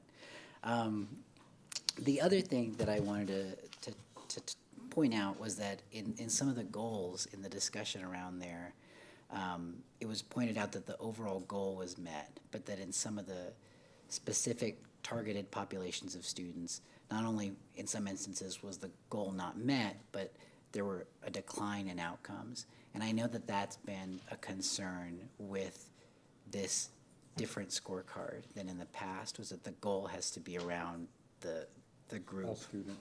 All students, exactly.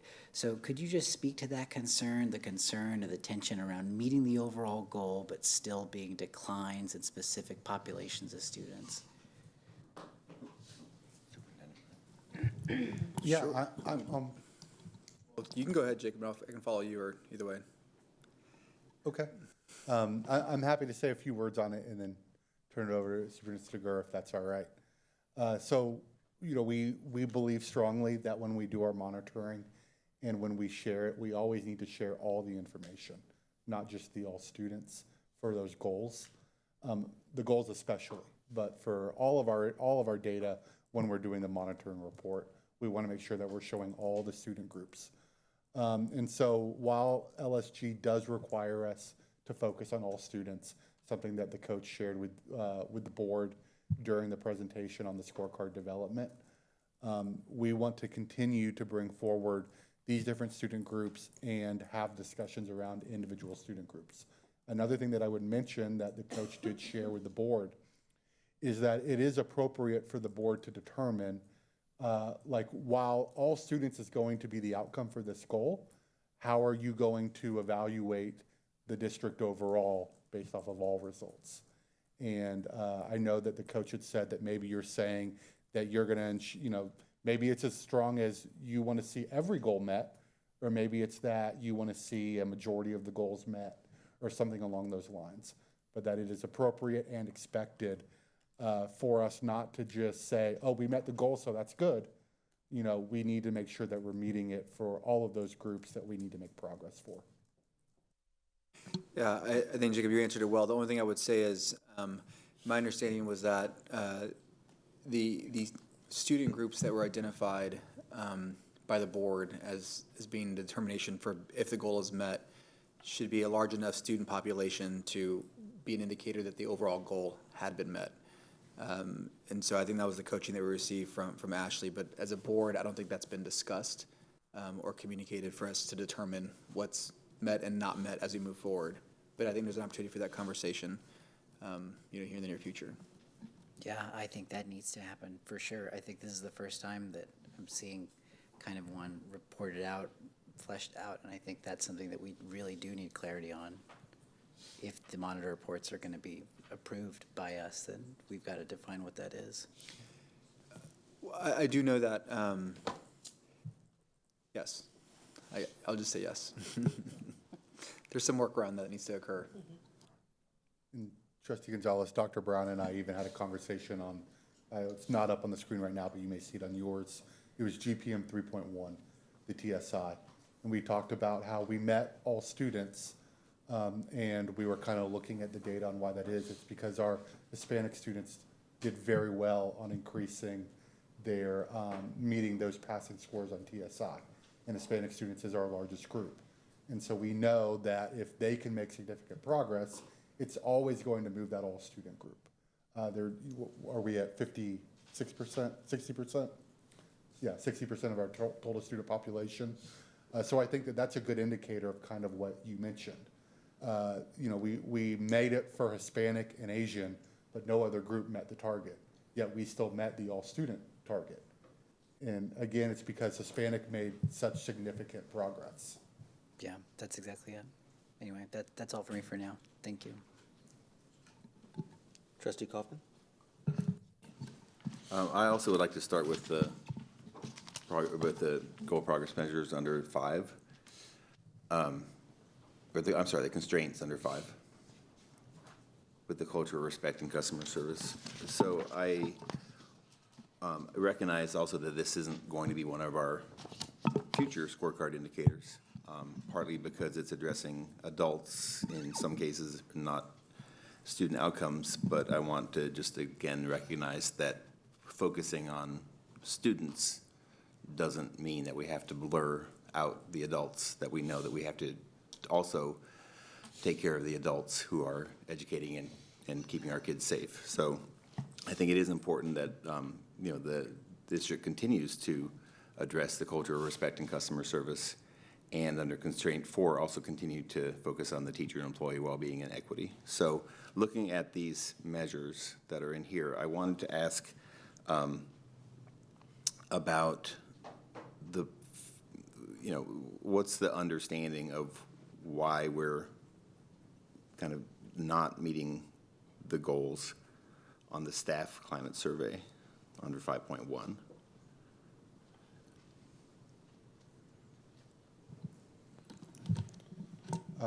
So as I mentioned, it was just looking at those who scored in the top 2. And I'm not saying it's an excuse, but I want to provide it as a context that we were pleased to see that those scoring in the bottom 2 greatly decreased compared to previous years.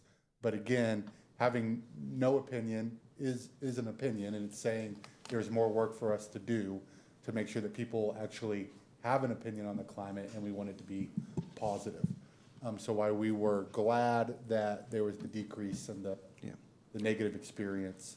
But I mean, interrupt and just say, like, well, I mean, but what we want is our employees to be overjoyed about, the work that they do is so important and it's so meaningful and it's so powerful that it's heartbreaking when educators who are typically in it for the best of reasons don't love their job and don't love their workplace and aren't excited to be there. So I just want to really kind of just understand what's the perception of our school leadership about why we're not kind of hitting those targets of 2/3, just more than 2/3 of our staff, I think it's entering at the higher level. Yeah, I think it's several things. I think the first is you've had significant instability over the last 2.5 years, the correlation between principal turnover, teacher turnover, which means that you have a lot of educators coming into the workforce who are kind of getting their first either experience being an educator or being an educator in Austin ISD. I think, so that's one. I think two, we've tried desperately over the last 2 years to identify the things that have been added to educators' plates that should be taken off. We called it strategic abandonment. I think there was some work that I think ultimately led to some positive results at the end of 2023 that led into the beginning of 23 and 24. And I think the last thing I would say is, honestly, compensation and, an overall work-life balance that really honors the profession. And so at the end of 2023, we made some adjustments, but it takes time, I think, ultimately to move the system. I think a lot of people, I would be someone that probably wouldn't have a positive response in my first year or 18 months. I think it does take some time. That's an area of focus for us. But those are three certainly areas that I have been tracking and that we have identified. I will say that instability matters. I do spend a lot of time in our campuses now. I know our leadership team does. I can say anecdotally that it feels different. I do expect these numbers to continue to move. And I think your point is well taken. If you look at the overall outcomes in the scorecard, especially, goal 1 and 2, they're nowhere near where we want them to be. But you have to think about, okay, well, what is the most important thing? Well, it's having an educator in the classroom. Well, we've made significant strides over the last year to move that number in the right direction. Our attrition rates have gone way down, our numbers have gone up, but that's going to it's a leading indicator. It's going to take a little bit of time for us to get to where we need to be. But those are the three reasons that I think that we are where we are. And yes, it's moving in the right direction, but not where we need to be yet. We just finished a set of focus group interviews with our principals, and we were speaking to principal coaching, but it did touch on quite a bit of surveying. And some of the feedback that we're wrapping up the analysis accordingly is that this is actually a really complex question, and our principals are the ones that most often deal with unpacking this data and working with their staff on this data, doing data digs and then speaking through, this is what the data looks like, how do we build goals around it, where do we want to go from here, what do we look at this data the next time around, and speaking to the complexity of what does kind of culture look like, what all goes into it, what is it at the district level, what is it at the campus level, is very complex from a principal perspective, from a teacher's perspective, very much. And what they spoke to is sort of having smaller chunks of pieces to work at, and really focusing on what are the things that we can look at that are culture related and have questions around that, and have actionable items around that, and having survey questions around that they can say, in the fall, what does this look like? What can we work on? What can we relate to? And have kind of action items and come back to and revisit. And I think that there is a survey that's running right now, specifically with teachers, that they're asking those questions around, and positive responses as to how they can create action with that. And that's only one piece of the pie, but it was very telling as to culture is a very big question that's very hard to break apart, the individual pieces, and any one specific teacher's kind of notions of that. Not to say that it can't be done, but very hard to really understand what all goes into it. So I know we control what we can control, right, which is the way we treat our teachers and the work that we assign to our teachers and the limits that we have within the state laws and rules. But I do want to acknowledge, right, that teacher retention and filling vacancies is a statewide challenge, and that it's an urgent need across the state in many different districts, in every district practically. And so I want to think back to the teacher vacancy task force that the governor called for a few years ago, and the recommendations that were made at the state level for how we can address the teacher shortage across the state. And there were a package of recommendations that came out of that task force, including compensation, training and support, and working conditions. I'm curious, again, not to point fingers and not to make excuses, but to what extent have we in Austin seen improvements or efforts coming out of those recommendations? And I think, first of all, on the increased overall compensation, and when this report was released in February 2023, our legislature promptly ignored teacher compensation for a full 8 months and left $5 billion of unused allocated funds for education in the coffer. And so that's one example where I see that the state promptly ignored the message it received from that task force about the importance of compensation for our teachers. And here we are a year later struggling to figure out how can we pay our teachers more. I want to just kind of get the sense from our administration, are there other aspects of that task force recommendation list that you have seen progress on that is benefiting our Austin ISD teacher force?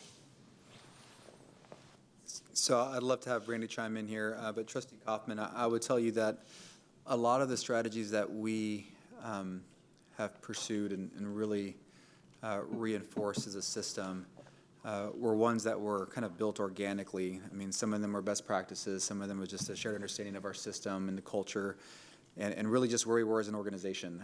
I certainly recognize that as a statewide effort.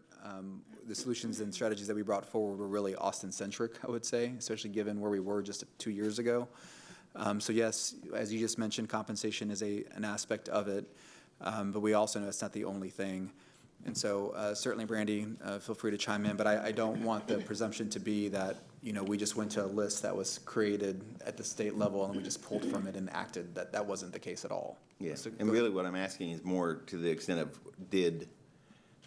having recognized this as a statewide problem, have we seen statewide action to improve the conditions under which we are operating within Austin? Because the conditions around the expectations that are on teachers, the high stakes and high pressure aspect of the failed accountability system,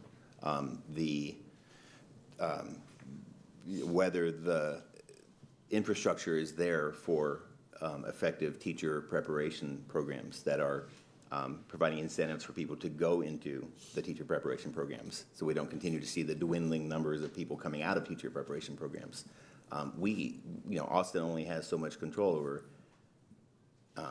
getting people to enter teacher preparation programs, and yet we're left with whoever, the smaller number of people exiting the program. So my question is really, are we seeing statewide efforts that are successfully helping improve the conditions under which AIC does its work trying to recruit and retain teachers? Thank you for the question, Trustee Kaufman. I'm going to give you a very blunt no.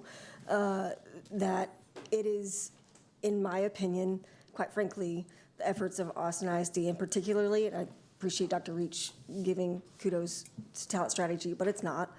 It is literally our principals that are the change makers in this district that make their teachers stay.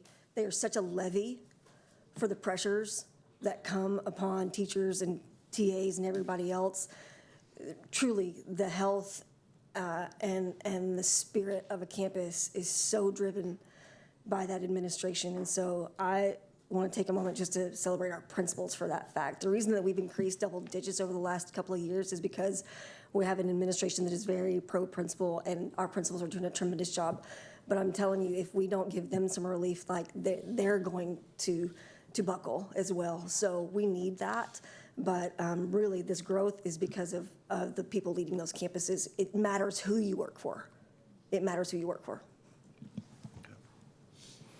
Thank you. And just going back again to the teacher climate survey and thinking about the importance of teacher retention, because teacher retention is, as you mentioned, like a huge factor for student outcomes. And so when we're pursuing student outcomes through teacher retention, what are the kind of leading indicators that we're going to use moving forward? Since we don't have this as a constraint measure, what are some of the leading indicators that our administration plans to use to monitor that our teachers are not suffering from the burnout and that we are maintaining, improving our retention rates as has been done already, and that we are continuing to have more and more teachers answering that I love my job and I love my workplace?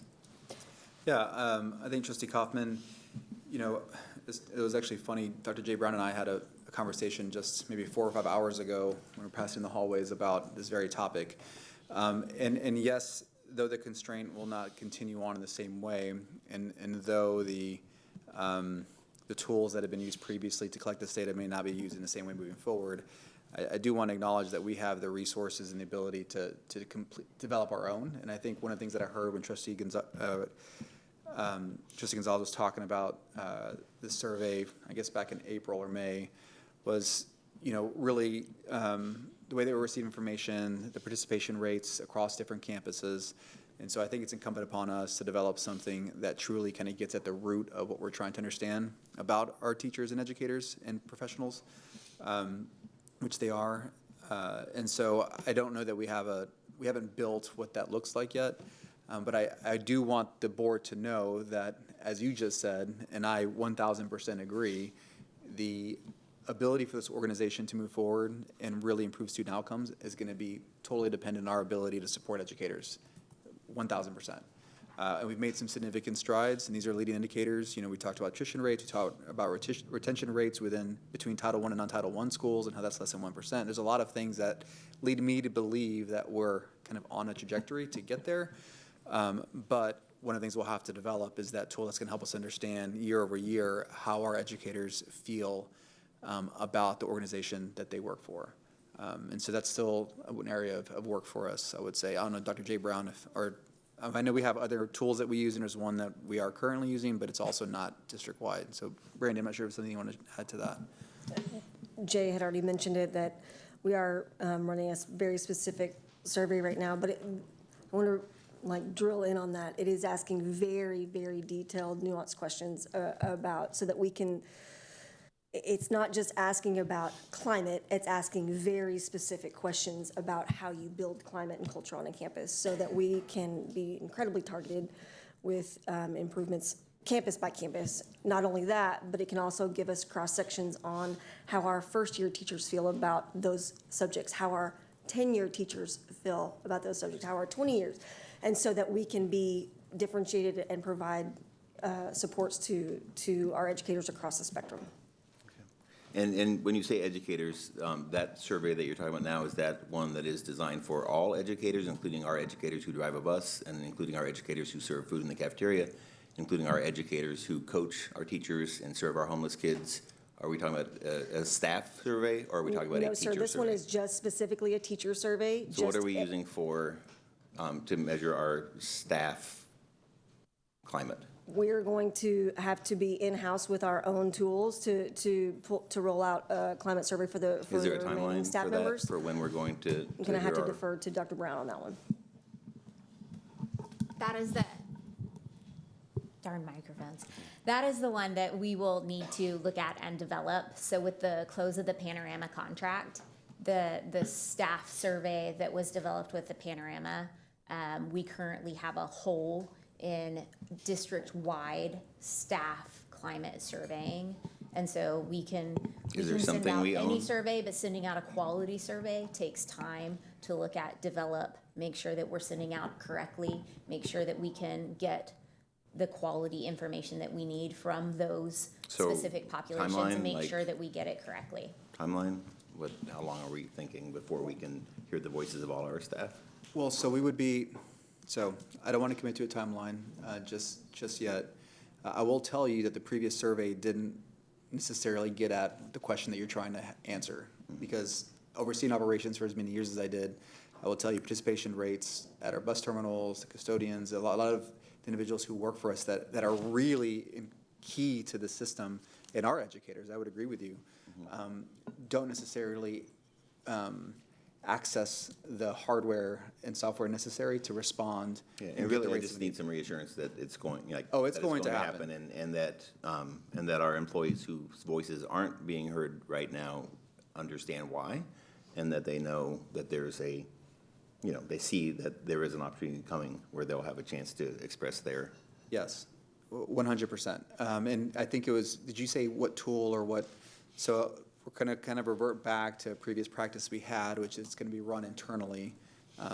Before we didn't have Dr. J. Brown in the current role or the department, we brought that back. And this is precisely the type of support that division can provide. So. And I know that we have, Let's Talk, and I know that people have channels through their campus leadership or through their department leadership to give feedback, but I would just encourage you to to re-invite people to say, although there is not a survey, we encourage you to share with, our superintendent, to share with our board, to share with your supervisor what you're experiencing and what is it that is going to help us keep you here and help you do your jobs well, just so they know that even though there's not a survey, they still have a voice. I know that that's true, but I think it's important that they hear that, because what I'm hearing now is, what about us, right? You're not asking us, or I'm even hearing from teachers saying, what about them? Because they are essential to what we're doing, and we're not hearing, and you're only asking us teachers about our work. So I just encourage you to make sure it's understood by everyone, that everyone's voice matters in that area. I'm going to stop on that note, because I know there are a lot of student outcomes in this report, but I know we're going to be talking about our accountability, and so that's where we'll get at the STAR and some of the other areas. So I will defer, except I will take a moment to commend Dr. Reach on his selection of shirt and tie today. Quite dapper, quite good looking there. Well, thank you. May I say the same to you, sir? Thank you. Thank you, Trustee Kaufman. Trustee Hunter. Good evening, thank you. Can we get slide 9 back up?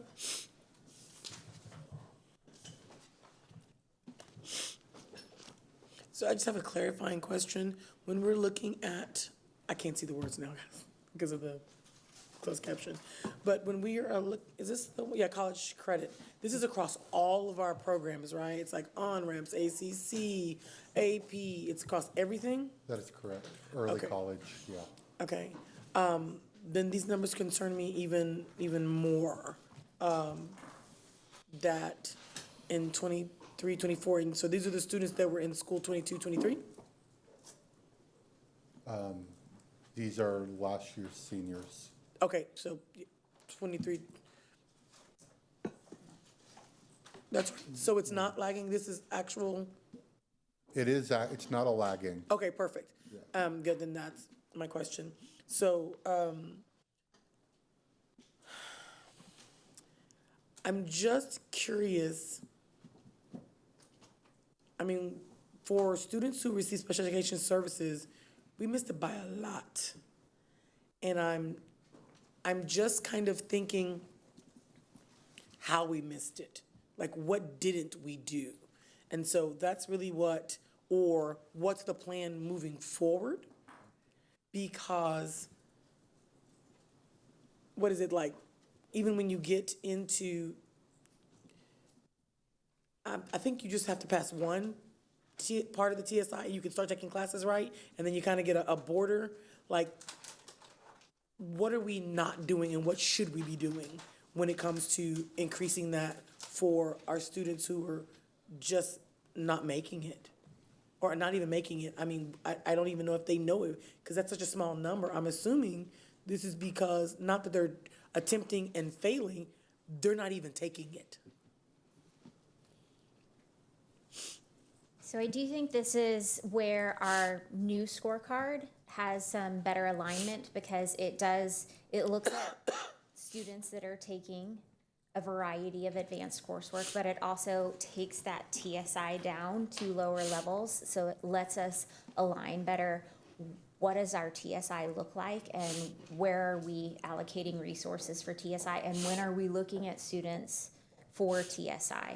So when should the expectation of TSI be? When should we be making sure that students are taking it? And have we looked at them early enough to where we can make sure that they are ready and able to get into these types of courses?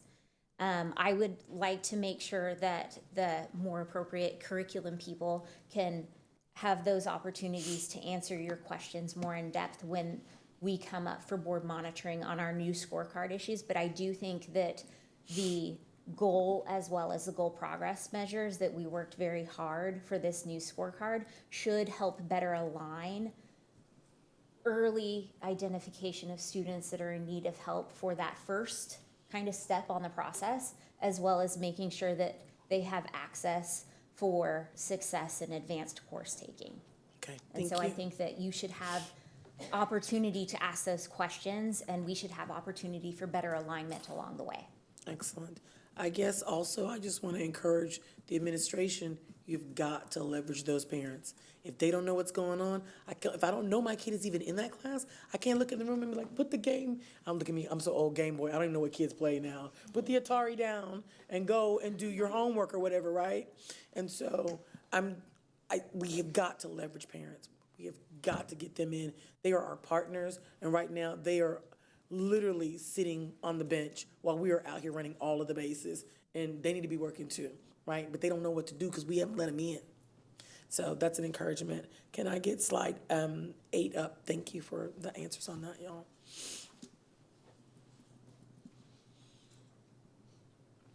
And I know we have, excuse me, a new scorecard and all of that, but still when I look at these numbers and I look at less than 2%, right, or not, I'm sorry, yeah, 2, less than 4, I guess my question is, what do we know about the root cause of why? I'm sorry, you should probably know, like, in my head, I said the rest of that, specifically for students receiving special education services and for African-American students. Like the root cause, like what did we walk away and say, now we know. Dr. Wilson, would you like to?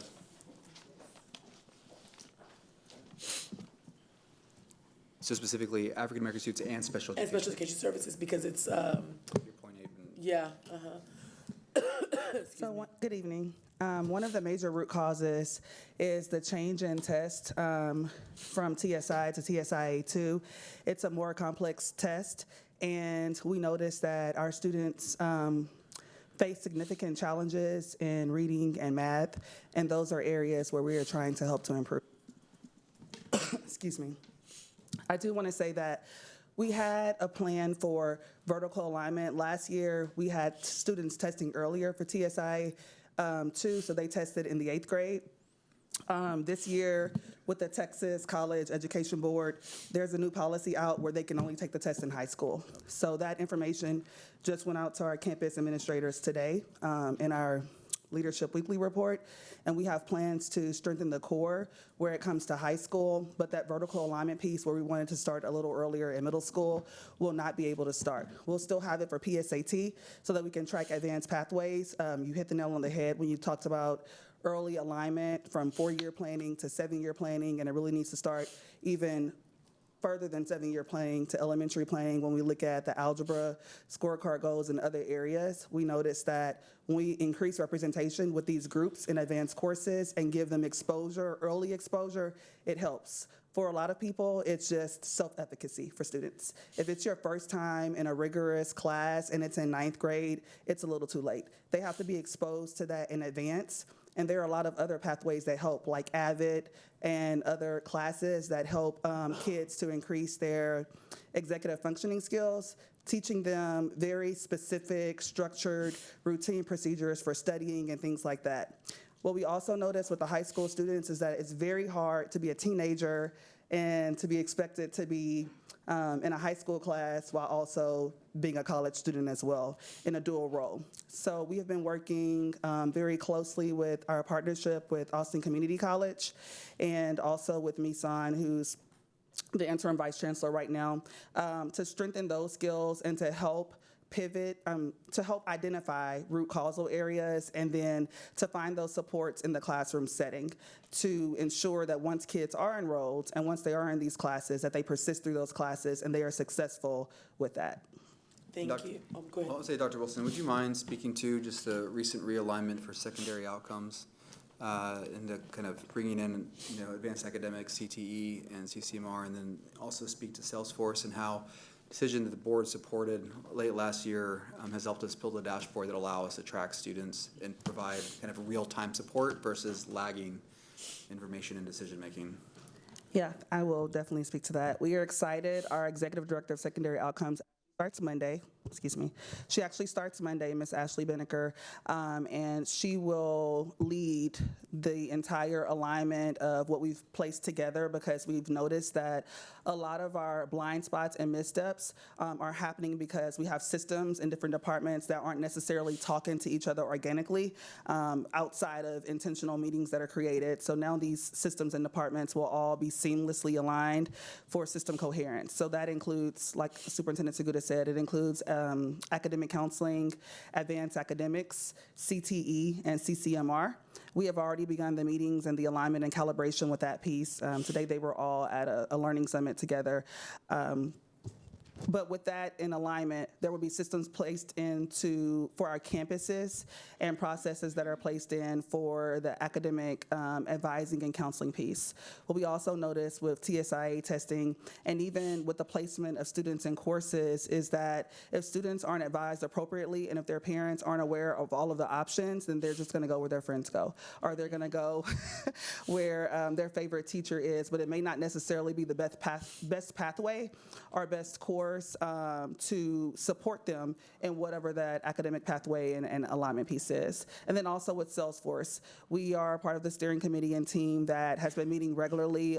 Kudos to our IT team as well that has helped to spearhead that work to introduce the dashboard to our campuses. And we've also increased access for the dashboard so that it's not just the campus administrator or the designated assistant principal that is the CCMR point person or CTE point person. We've increased access to include counselors, to include all campus administrators, and then our secondary leadership team as well, so that we are monitoring data in real time and able to pivot and adjust and not wait until a monthly report is printed or wait until the end to see if we made it, because hope is not a strategy.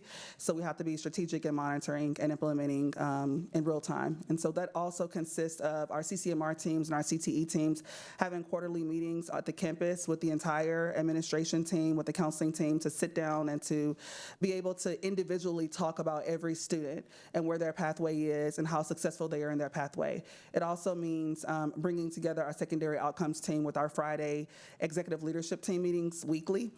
Those have been happening for the past year, and you've noticed the numbers, the spike in data for IBCs, and it's all because of the conversations that are happening to put systems in place to monitor. And then lastly, the meetings with our level principals every month. Our secondary outcomes team, they're a part of those meetings. They're presenting, they're interacting with principals and able to look at the data and the portfolio and to advise on the best pathways possible. Okay, excellent. Again, I can't say, I do have a question, but again, I can't say enough about getting parents in to understand when a student decides to, because I mean, theoretically, a kid could go into AP, advanced level course, dual credit, and a parent never know. And so I really think some sort of connect has to be there for them to be like, I mean, back in the olden days, back in the 1900s, you had to take a piece of paper and say, look, Mom, can I take these classes? Will you sign off on it, right? Now, because I was born in the 1900s, my children unfortunately still have to do that, right? And that's why my kid is currently in Spanish 3 and not creative writing, because she needs Spanish 3 more, trust me. But if we get them in and have, this is me envisioning, right? An orientation. Welcome to orientation. Your children are now taking advanced courses. Here are some things that you should know. Here are some ways you can help. Here are some questions you should be asking your student every 3, 6, 9 weeks or whatever, right? So that we give them the tools. So again, they can be doing their share, right? Because we over here doing all the heavy lifting. Plus, they also know what's going on. And that's going to be a theme with me tonight. It's going to come up one more time, I promise.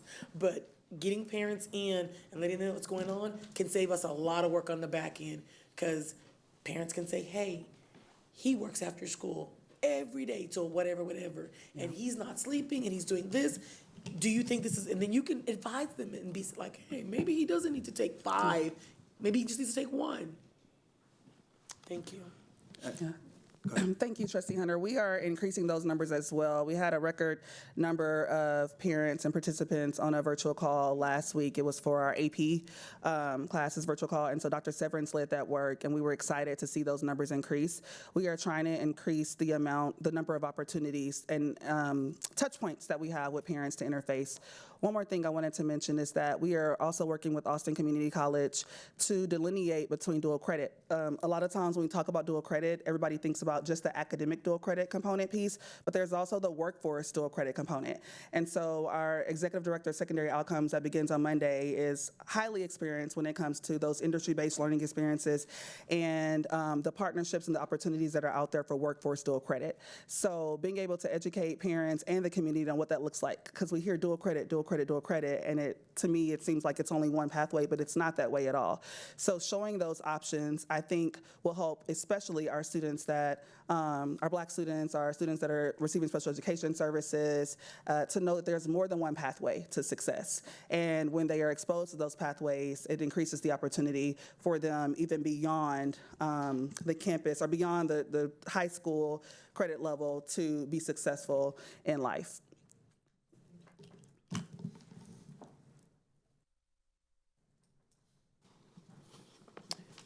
Trustee Zapata, any questions?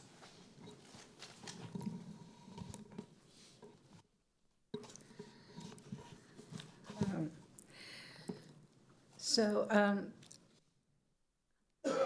in just listening to all the areas where there was decrease and we didn't meet our goal, how might the changes that you're thinking in strategy, is that how much is going to be it's going to be impacted by the budget? You know, what strategies are you thinking about that are going to need to be reflected in our budget? Well, Trustee Zapata, one thing I would mention is that since our goal 1, 2, and 3 are continuing on in our new scorecard, we do want to ensure that the work that we do for our budget this year is well aligned to that and all of our goals and constraints on there. And so foremost of our mind is how are we going to, I don't want to say protect, but that has been part of our conversation, is that when we're looking at budget cuts, how does it, impact, that's a much better word. How does a budget cut potentially impact our outcomes for third grade reading, third grade math, CCMR, those other indicators, so that we make sure that that's part of our conversation and that we're keeping that at the forefront, so when we bring it forward, we can say that either we know this won't have an impact or it will, but here's what we're going to do to help address that, to help mitigate that, to help just support the changes that are going to be made with that. And so especially for goal 1, 2, and 3, that's going to be really true because they continue on. Even some of these constraints that don't continue on, I can tell you that even though retention may not be on our scorecard next year, Superintendent Segura is going to be asking Brandy at every meeting, how's our retention going? What are we doing on that? And how are we addressing that? And so we have those conversations now while going through this budget work, granted on the new scorecard, but how will those budget cuts have any effect on these scorecard indicators? Trustee Zapata, one thing that I think we can certainly anticipate is with our commitment to MTSS and the commitment of bringing in content interventionists, which is currently a position we don't have in the way that we would like to have it to fully support MTSS. We're making a commitment now to go ahead and ensure that resource is here to support our students. But certainly as we move forward, that is going to be an expense that we have to manage and consider. And currently right now, the plan is to have that be supported by Proposition A. But it is something that we cannot wait on. It's just something that we absolutely have to do now. So that is something that certainly want to be mindful of the board and share with the board, and we've had those conversations already, but that is one in particular that I think is it important enough that I should bring up at this point.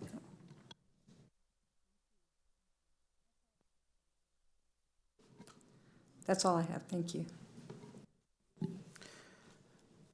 We have Trustee Boswell online, and we also have Trustee Whitley Chu, who has joined us. I'll go to you, Trustee Boswell, first.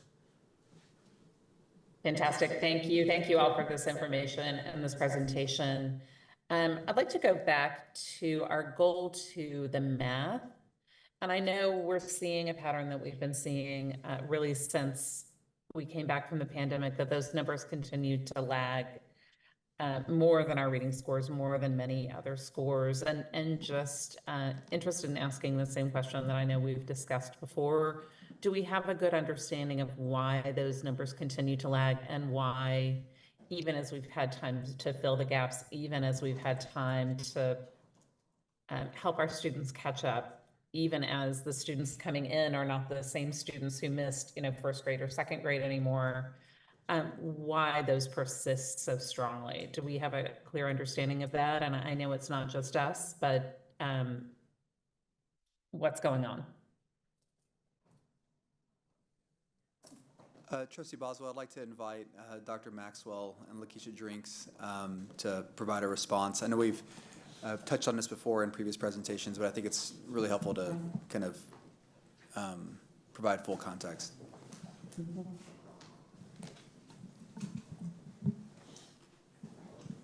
to go first? So, good evening, Board of Trustees. Thank you for this question, Trustee Boswell. This is actually a topic that we were discussing today in a meeting prior to this, as we, discuss quite often. And there are national lags with mathematics achievement and instruction. As we said in previous meetings, we've really concentrated a lot of our efforts around literacy. And so there is an obvious need to start to divide some of that focus to math. What we're seeing right now, as our teachers are embracing the new math curriculum, is that there is a little bit of capacity building with a lot of our new teachers that have entered education, because we, over the last few years, have not focused necessarily on best practices with manipulatives and basically building conceptual understanding before moving to the abstract. And so what we are challenged as a team, a leadership team, to do is to figure out how we can help grow our instructional practices in literacy, spend time on math without overwhelming our teachers. I think when Trustee Kaufman was speaking about climate and morale of teachers, I think a little bit of the elephant in the room that we dance around is honestly the lift of the order. And I think if we don't put it out there, it just really isn't fair to the organization. And so we are challenged with trying to balance listening and responding to teachers and providing support, and then meeting our obligations in that area. And it's a difficult balance, right? And we work every day to try to receive more feedback and try to make some adjustments and slow things down. But at the end of the day, we still have the goals in our scorecard. We have the goals that we have for ourselves. And so, so really just trying to figure out how we work math into the focus that we have on literacy.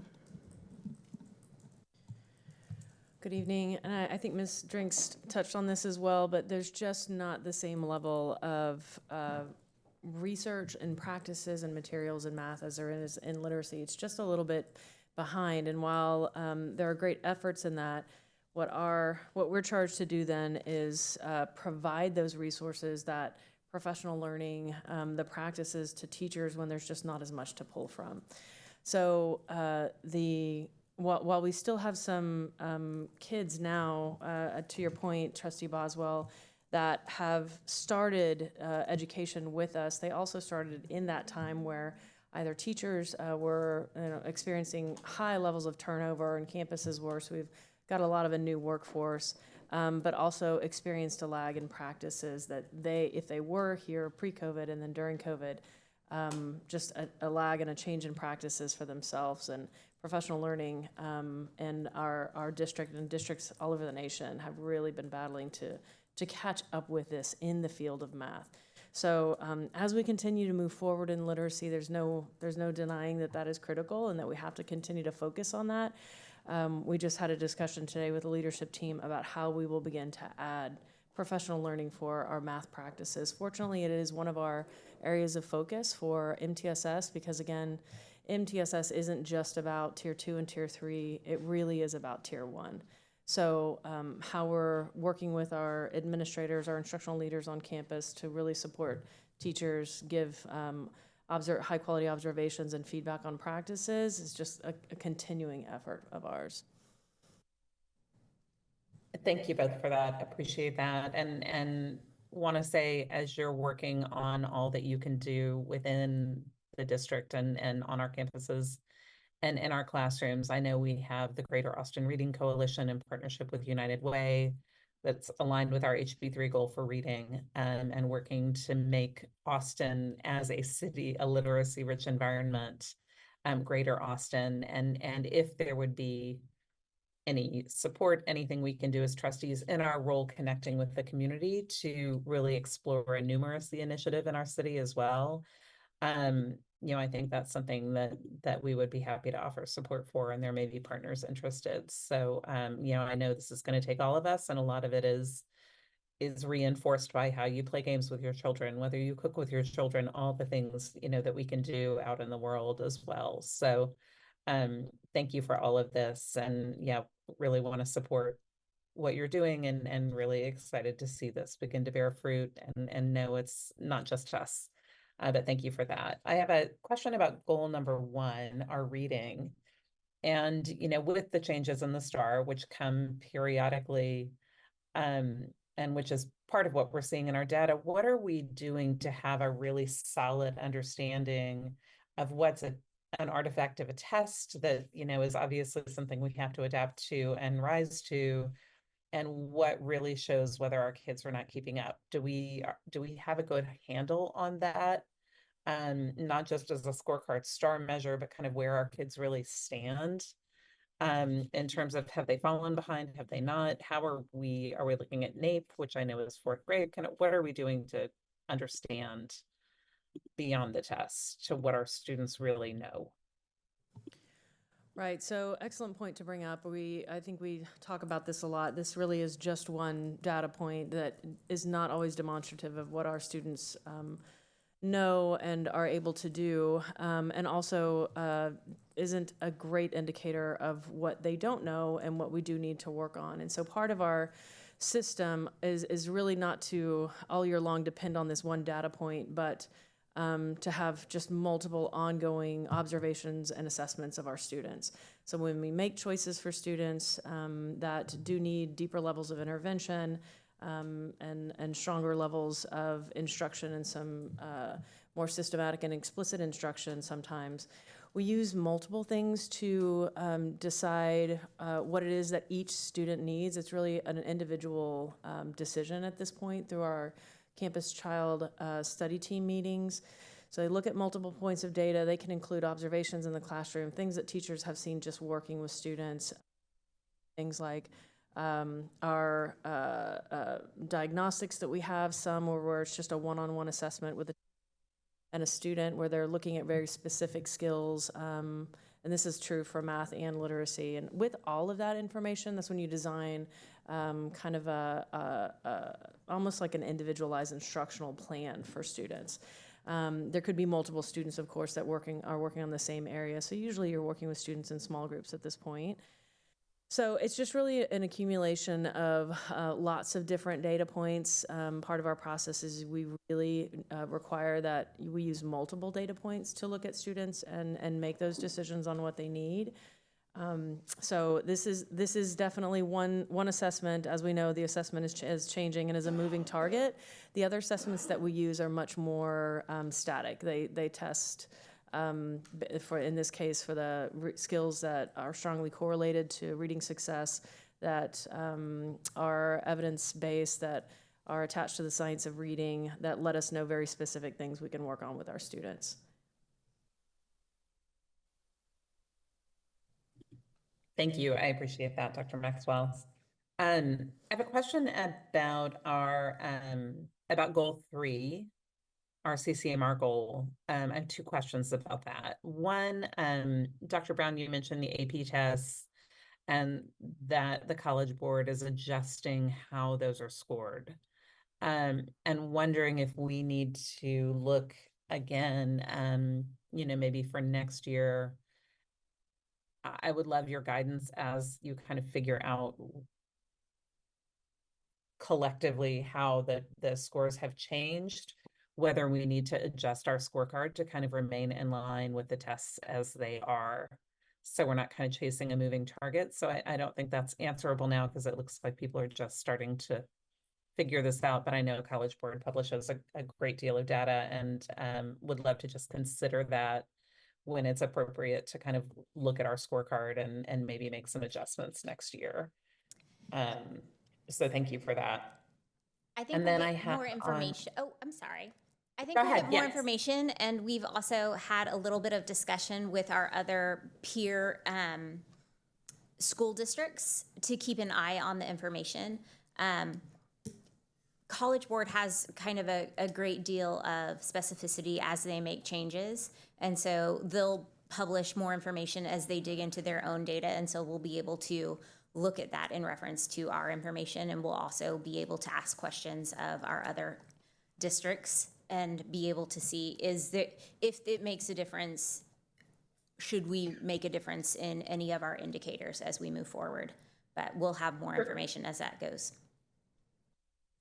Perfect. Thank you, Dr. Brown. And when you get that, I just invite you to kind of bring that, Superintendent Segura, invite you to bring that to us as a recommendation if that with your team makes sense. So our scorecard is really tracking how our students are doing, not a score that's a moving, another moving target.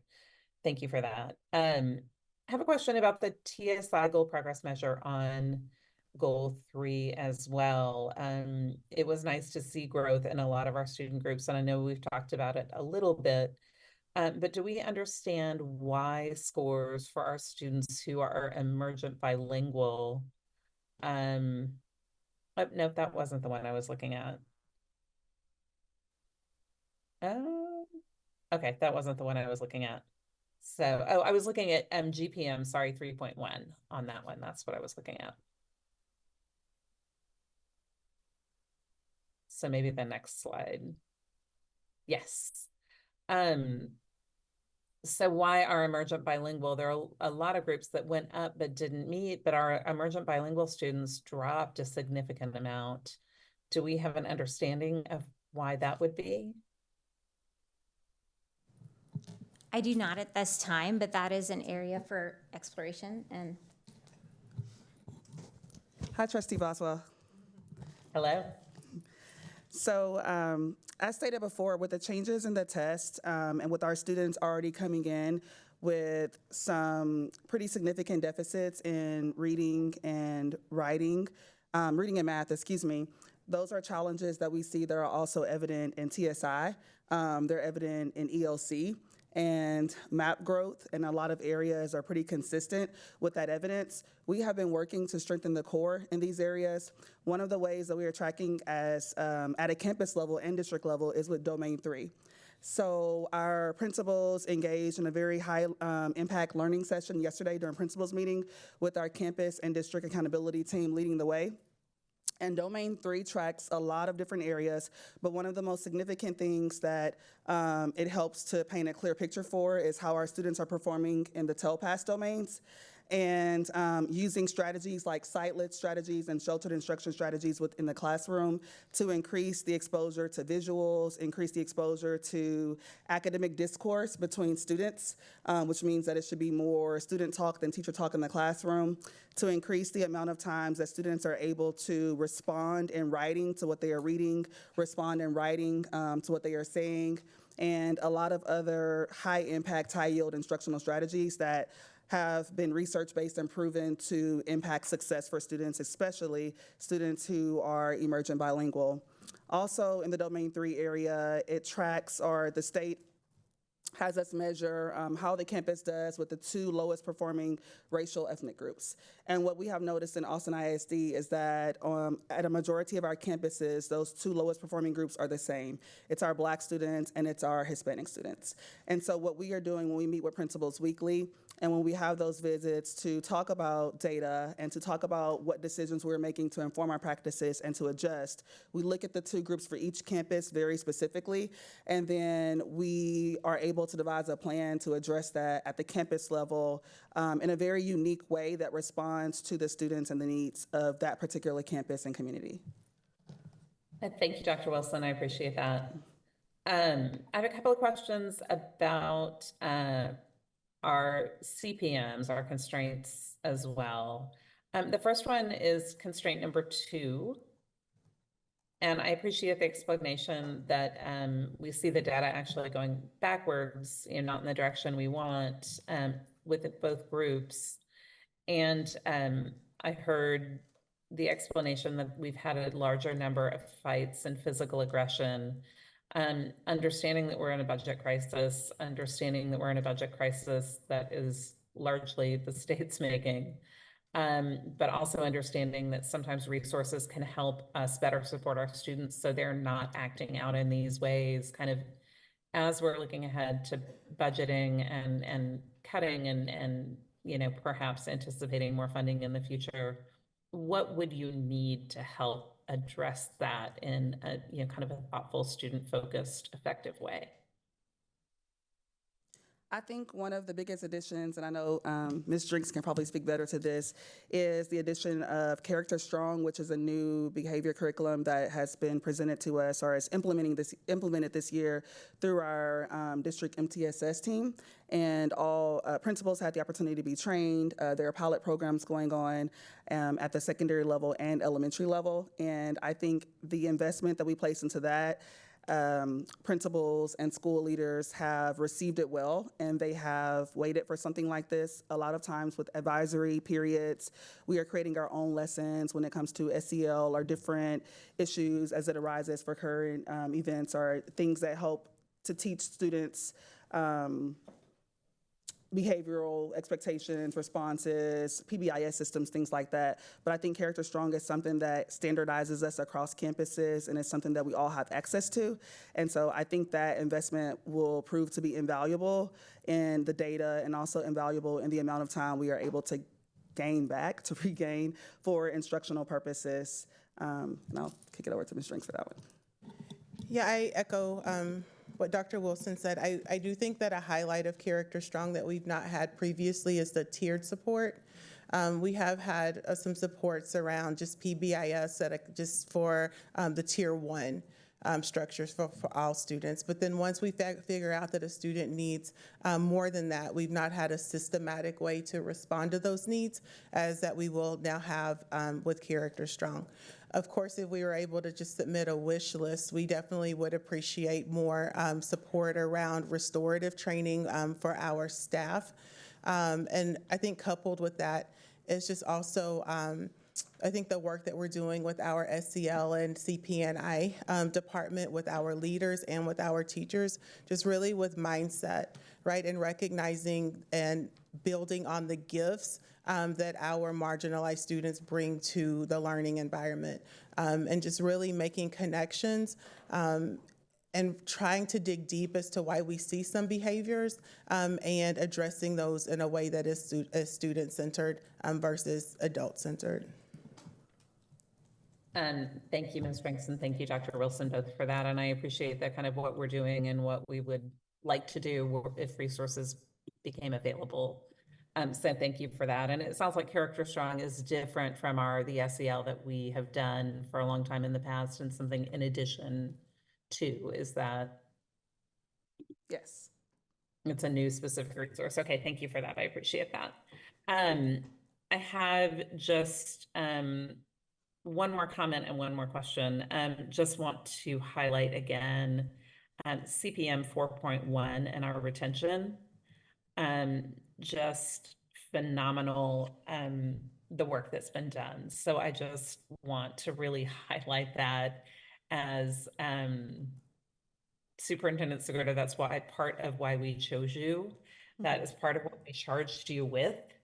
It is part of what we desperately needed for our staff and our students and our families and our district as a whole. And you know, I know officially the number didn't quite hit the target, but to grow 20% in a year in something as profoundly as important as this is, as Trustee Coffin was saying, really just deserves to be called out and highlighted. So thank you for that. And I'm just so excited to see that and really proud to see, as we discussed during the conversation about the efficiency audit, that we are well below the state average in turnover now, and that you've closed that gap between, almost closed that gap between our teacher turnover at our Title I schools and not Title I schools, which is, you know, one of those places where we're outshining the country in a way that's really true to our values and true to our people, the little ones and the big ones. So thank you for that. Really appreciate it very much.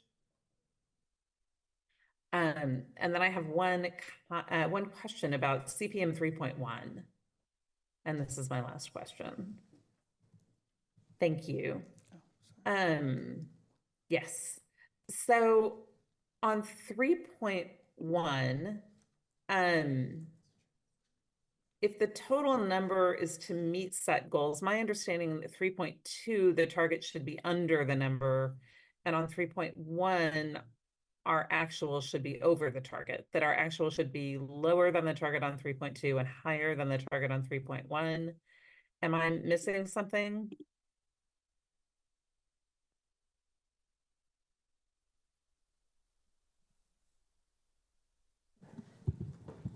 Or is this something that grows over time?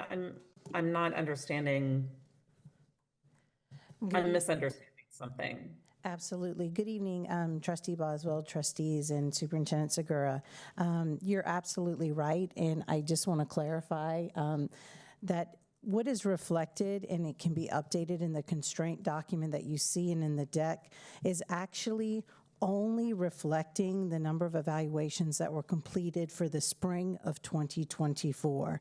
So you're correct. The CPM 3.1 should be higher than the number, and 3.2 should be lower than the target number. So in actuality, the total number of evaluations that were initial and reevaluations that were conducted for summer, fall, and spring combined for CPM 3.1, and my apologies, we'll get this updated, is 7,933, which is an increase over the target for the 5,699. So that's a 2,234 increase over what the expectation and target was. If we were to do calculations on that, between 39 and 40% over the target. Okay, so thank you for that, Dr. Robinette, and that is an increase. You blew it out of the water, and that's thank you. way I don't more than evaluate an any increase. students, so obviously it takes a team, and it takes the infusion of tremendous resources and support on behalf of this being a priority and a value of the trustees in our community. Yes, but to meet it and really go very far past it, you know, we know every one of those numbers is a student who's now getting the services they need. So thank you for that, and thank you for clarifying that. I was very confused, and I'm no longer confused and actually very happy to hear that. So thank you so much for that. And that's my last question. Thank you. And we'll go ahead and update that as part of the amendment. Thank you, I appreciate that. Thank you, everyone, for the conversation. So I guess we can move on to 7.2. So, Mr. Segura, will you introduce this? Absolutely. Thank you, Vice President Foster. Tonight we have an update and presentation on the Austin ISD 2024 State Accountability. I'd like to invite up the team, starting with Dr. Jacob Reach, Chief Officer of Governmental Relations and Board Services, Carolyn Hanshin, Executive Director of Accountability and Assessment, and Dylan Finan, Director, Campus and District Accountability. And so with that, we'll start the presentation and the clock.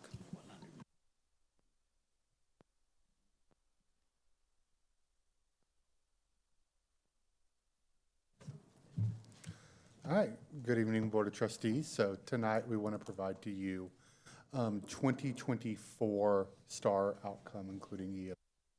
And so what we prepared tonight is twofold. We want to share a little bit about how the accountability system in the test differs from what we just experienced the previous years. And then we also want to spend some time sharing AISD results for that 2024 testing period. So I'm going to turn it over to our Executive Director of Accountability and Assessment, Carolyn Hanshin. Good evening, Superintendent Segura, Vice President Foster, and Board of Trustees. It's a pleasure to be here with you tonight. Dylan and I are here to talk about accountability and STAR outcomes for school year 23-24. State accountability ratings are certainly not new to Texas. The Texas Education Agency has used standardized tests to measure student performance and evaluate districts since 1980. You may recall some of the tests that have been used over the years. We've seen TABS, TEAMS, TOS, TAX, and STAR, which was introduced in school year 11-12 and used through school year 21-22. Each new test has brought an increased level of rigor in an attempt to measure higher level problem-solving skills. Between the spring 22 and 23 test administrations, the STAR was overhauled to meet the requirements of House Bill 3906, which mandated that no more than 75% of any test could be based on multiple choice questions. Prior to this change, nearly 100% of standardized tests for all those many years have been made up of multiple choice questions.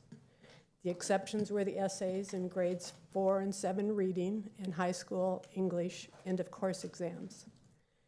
The newly designed test was not given a new name, but in light of the significant changes, perhaps a new name would have been in order. We're calling the new test STAR 2.0 to differentiate it from the original STAR.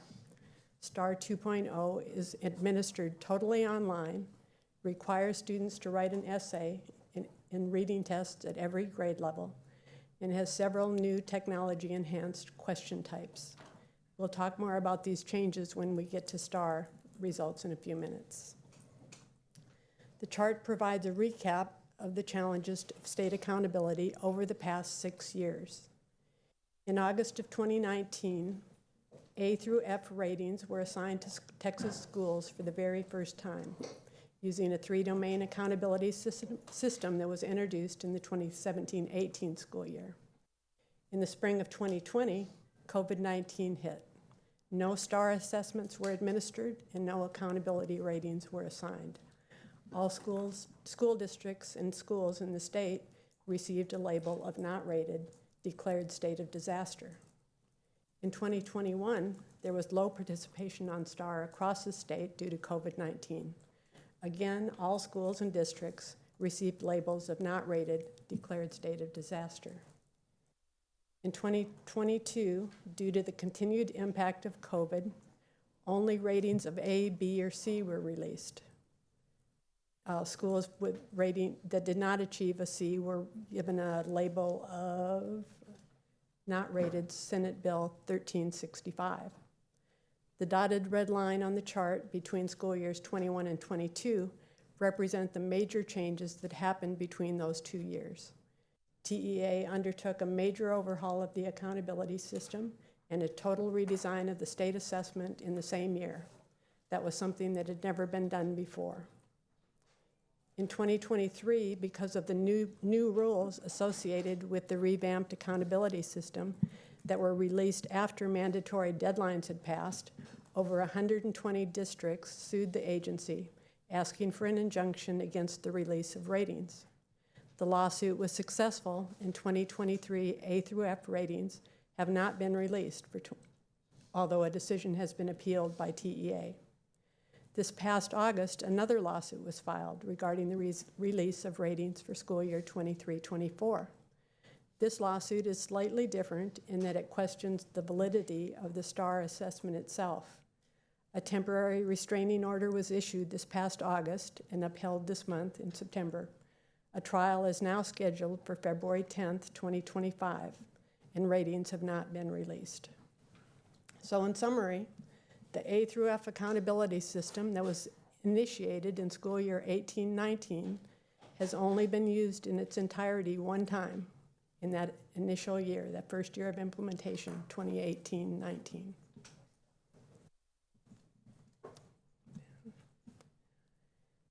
We've talked about the first three bullets on this slide related to changes to the STAR assessments.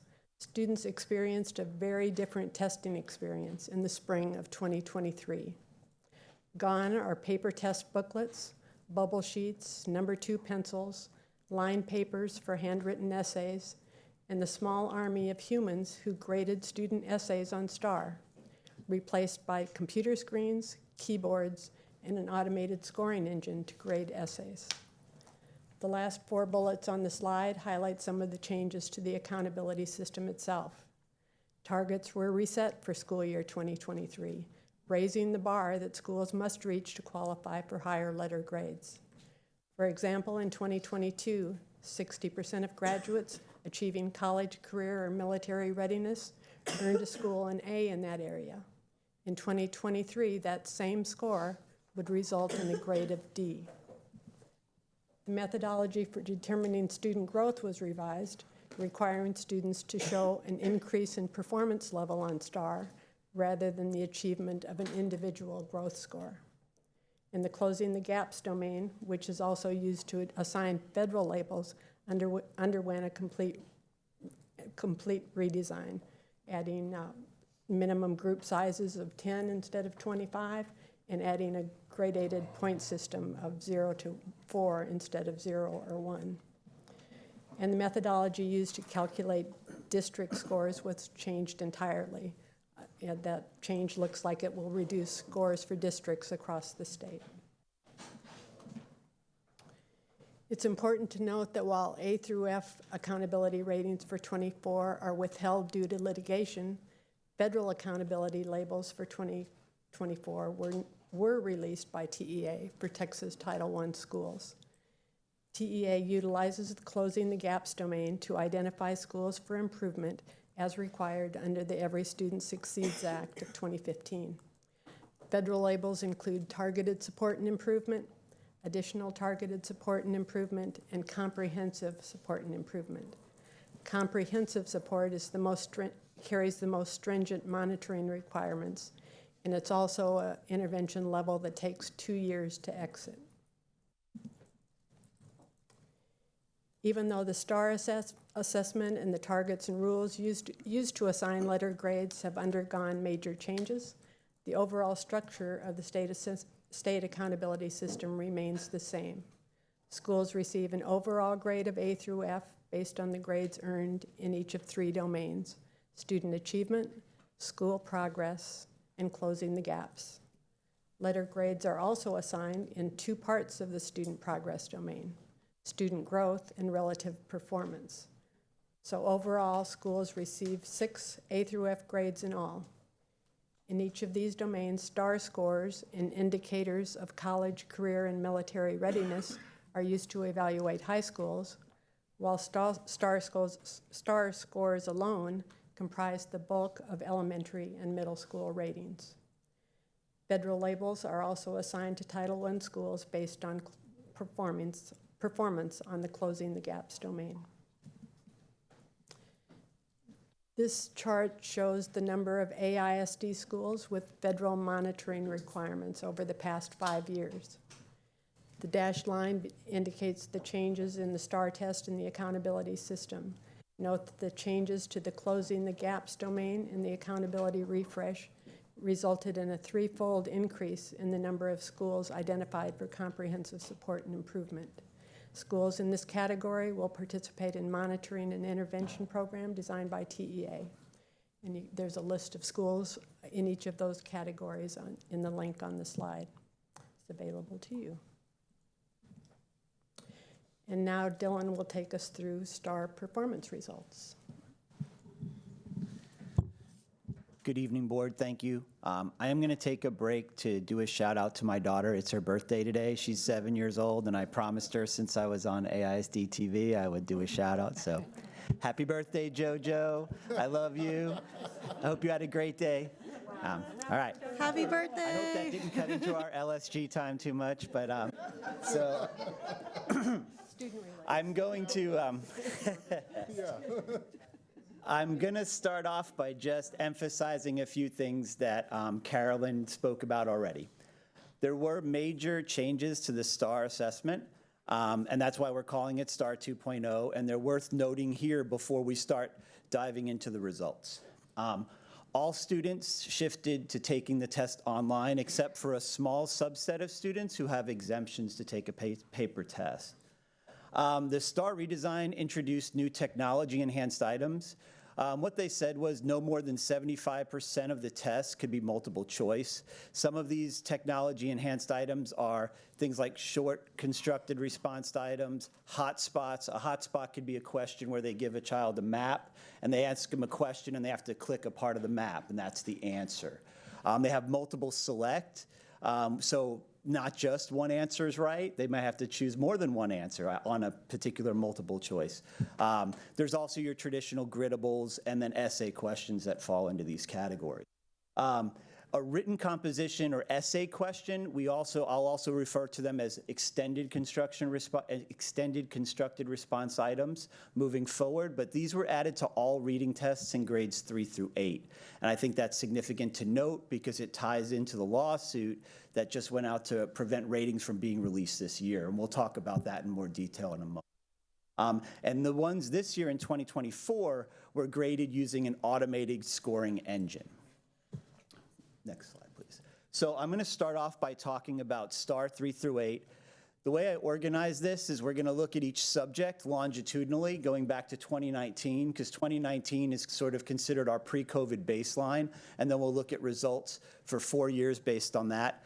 Then we're going to look at each summaries for each subject area specifically, and then we'll compare our results to the state. So that's what we're going to do over the next couple slides. Right now you're looking at our longitudinal results for reading in 3 through 8, and then our middle school English 1 program. In STAR reading, we saw a decline in performance associated with the launch of STAR 2.0, and that happened in 2023. STAR 2.0, if we remember, includes written components or extended construction response items on every exam. Our middle school English 1 program, 2019 represents students that took that test at Mendez only, and 23 and 24 is looking at students that took the English 1 exam at Sadler Means.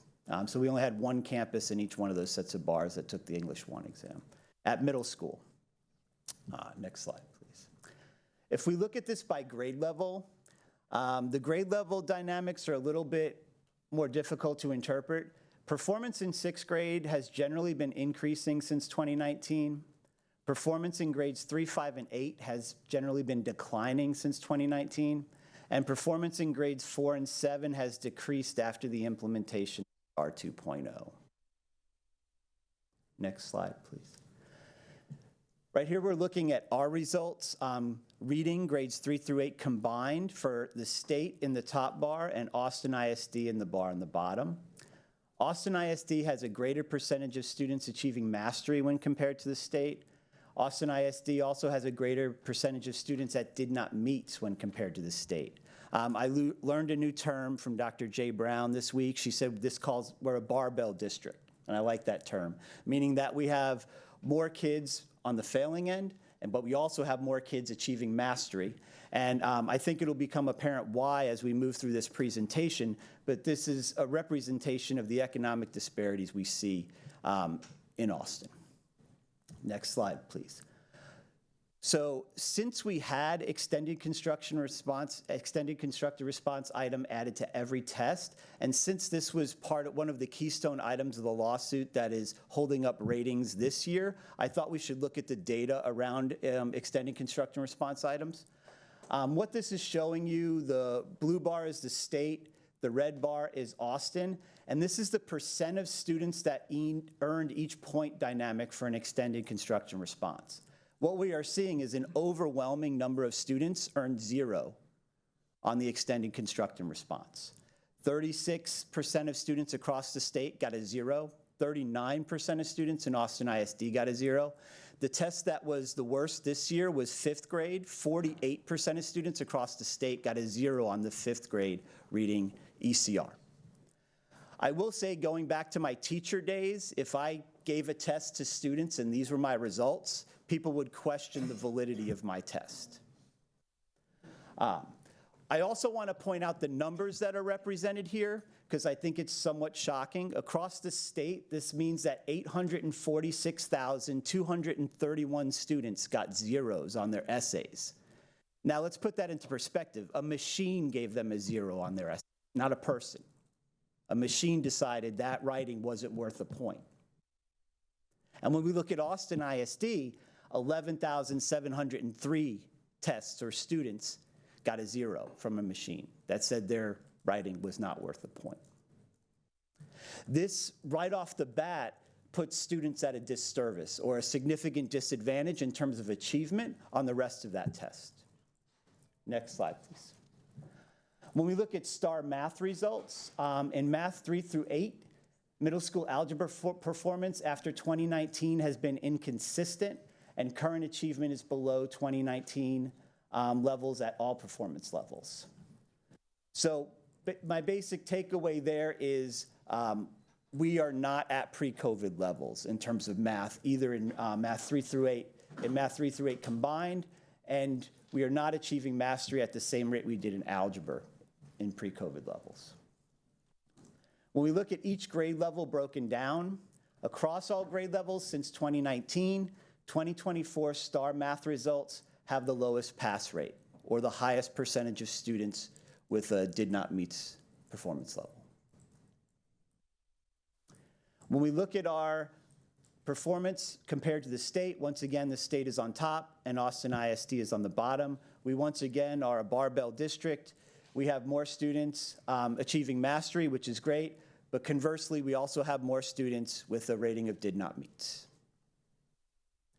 When we look at science, in grades 5 and 8, there has been a fairly consistent decrease in achievement on the grades 5 and 8 science STAR test from 2019 to 2024.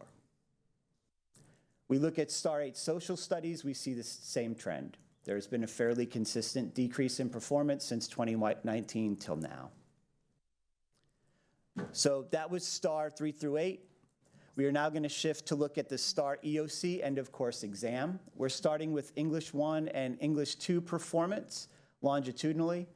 English 1 performance after 2019 has been inconsistent, and current achievement is below 2019 levels at all performance levels except masters.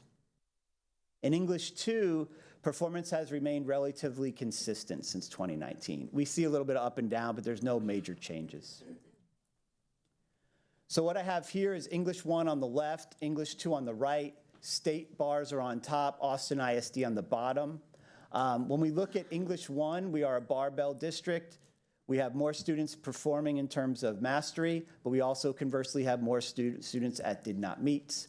And we see the same trend in English 2. Now we're going to jump into our STEM results with biology on the top and algebra on the bottom.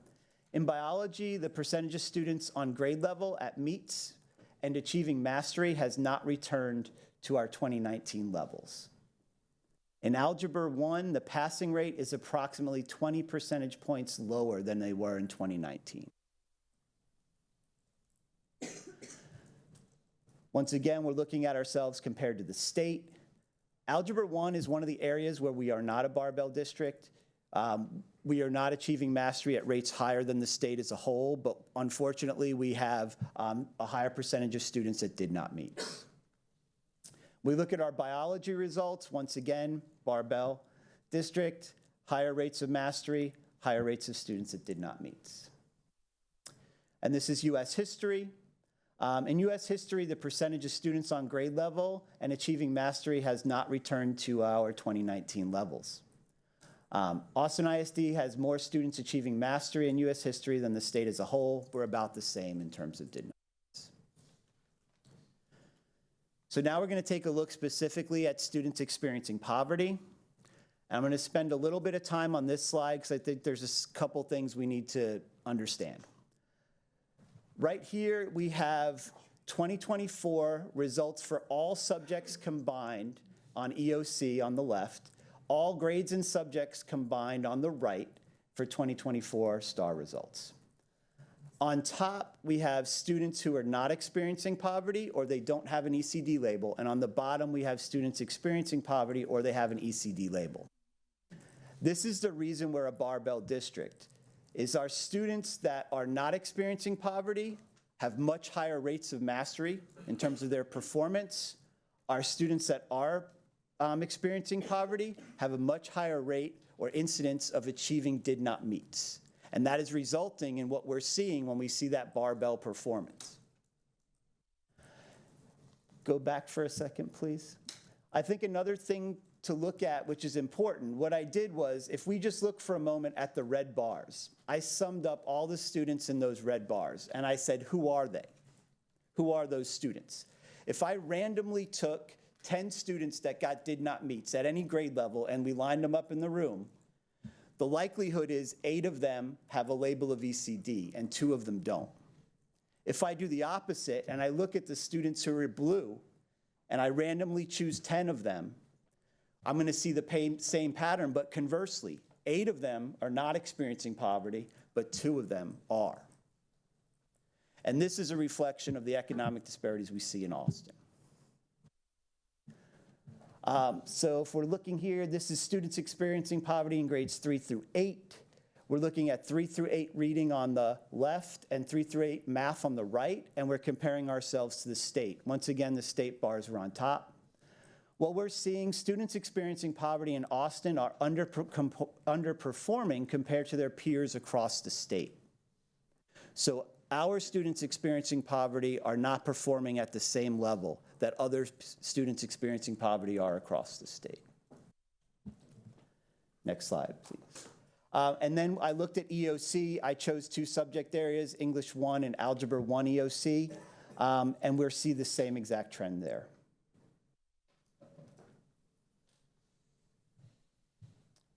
All right. That is all we have. Thank you. Thank you for that. Trustees, questions?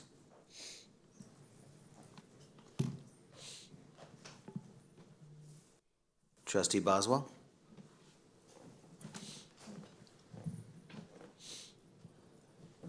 Not right now, but thank you. I appreciate this presentation very much. It is, yes, illuminating and interesting and helpful to see in the context of ratings being paused, helpful to see this in context. I appreciate it. And I may have some questions in a minute.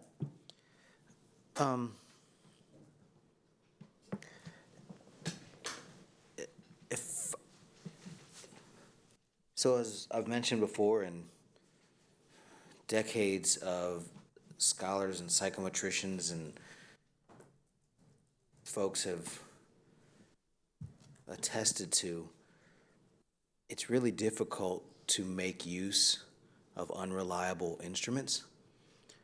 And so if I were to ask a brutally honest question, I would want to know, and I think I want to know how to move forward in the context of garbage tests and AI grading and thoroughly unreliable systems that are not just unreliable in a particular year, but the challenges go back years and years. In some contexts, if we're doing admissions to a graduate program or something like that, there's been times when we have been forced to use tools that we did not believe in, but there they were. So we had verbal tests and we had a critical mass of students who were not native English speakers, or we had quantitative data that dealt with students' quantitative reasoning when we're in a department that's all about qualitative reasoning. And when we had these data, and so there was an extent to which we said, well, we're just not using this stuff. But then we also found that we could find some use for those. Maybe in the context of a complex school district that has disparities in outcomes across race, class, gender, even though the test is unreliable overall, we still can make some sense of the spread, and we can make some sense of that we have these inequitable outcomes, and we do something with it. And I apologize for putting you on the spot with a different kind of question, and the superintendent might kick me under the table. What use can we make of this, honestly, if the tests are unreliable? And I won't put it on you all. You didn't say the tests are unreliable. Nobody else said the tests are unreliable. I'm just the lone kook, so anybody that's watching, I'm the only one that's saying this. But just humor me. Yeah. So I do want to say one thing.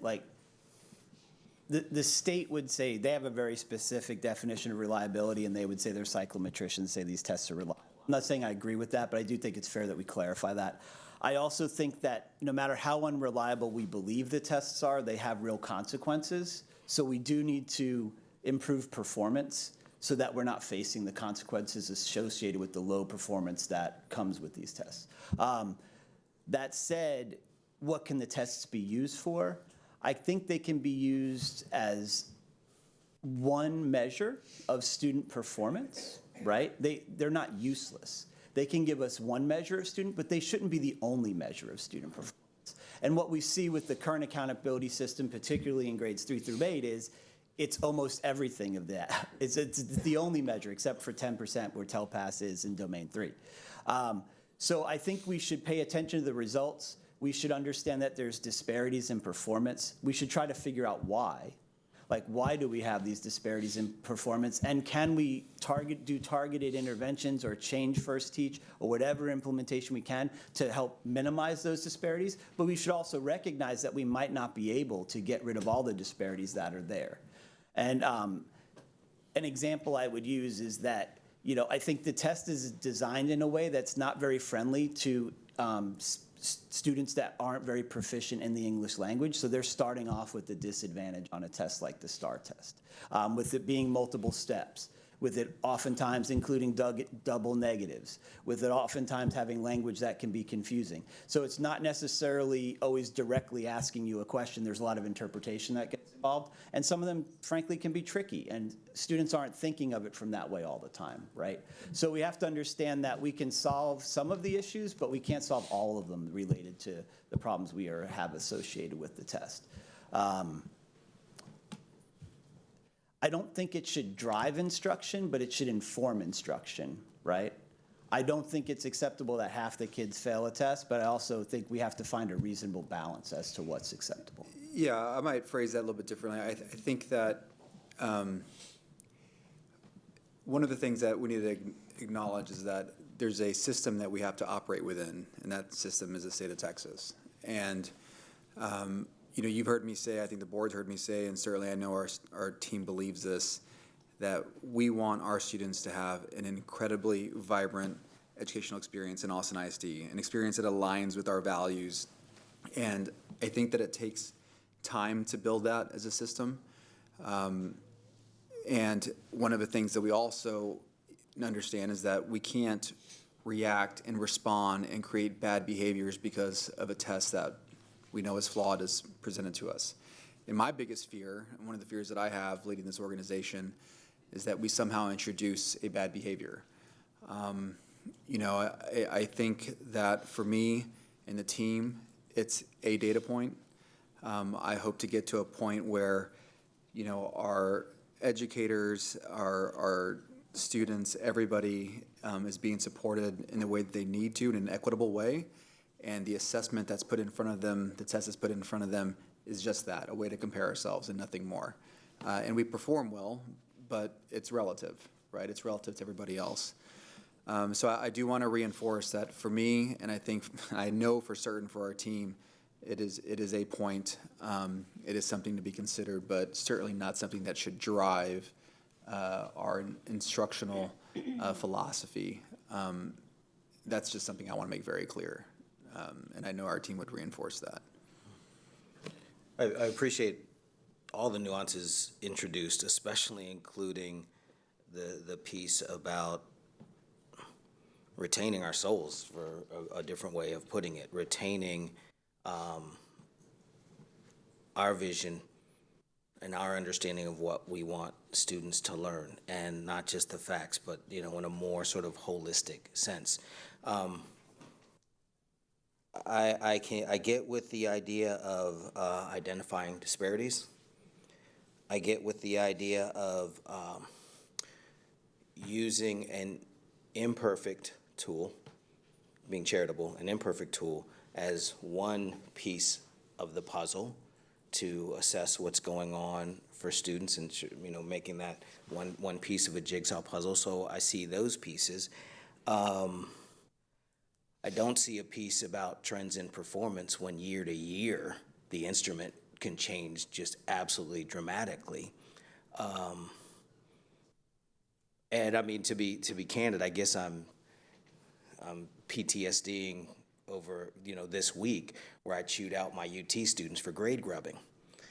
Where we had a really frank conversation about why we embrace the content we embrace, and why and how, when I say, here's this essay prompt, and I want you to have strong ideas, and I want this to be well organized, and I want your responses to be concise, because I do these exercises of making them really towards precision.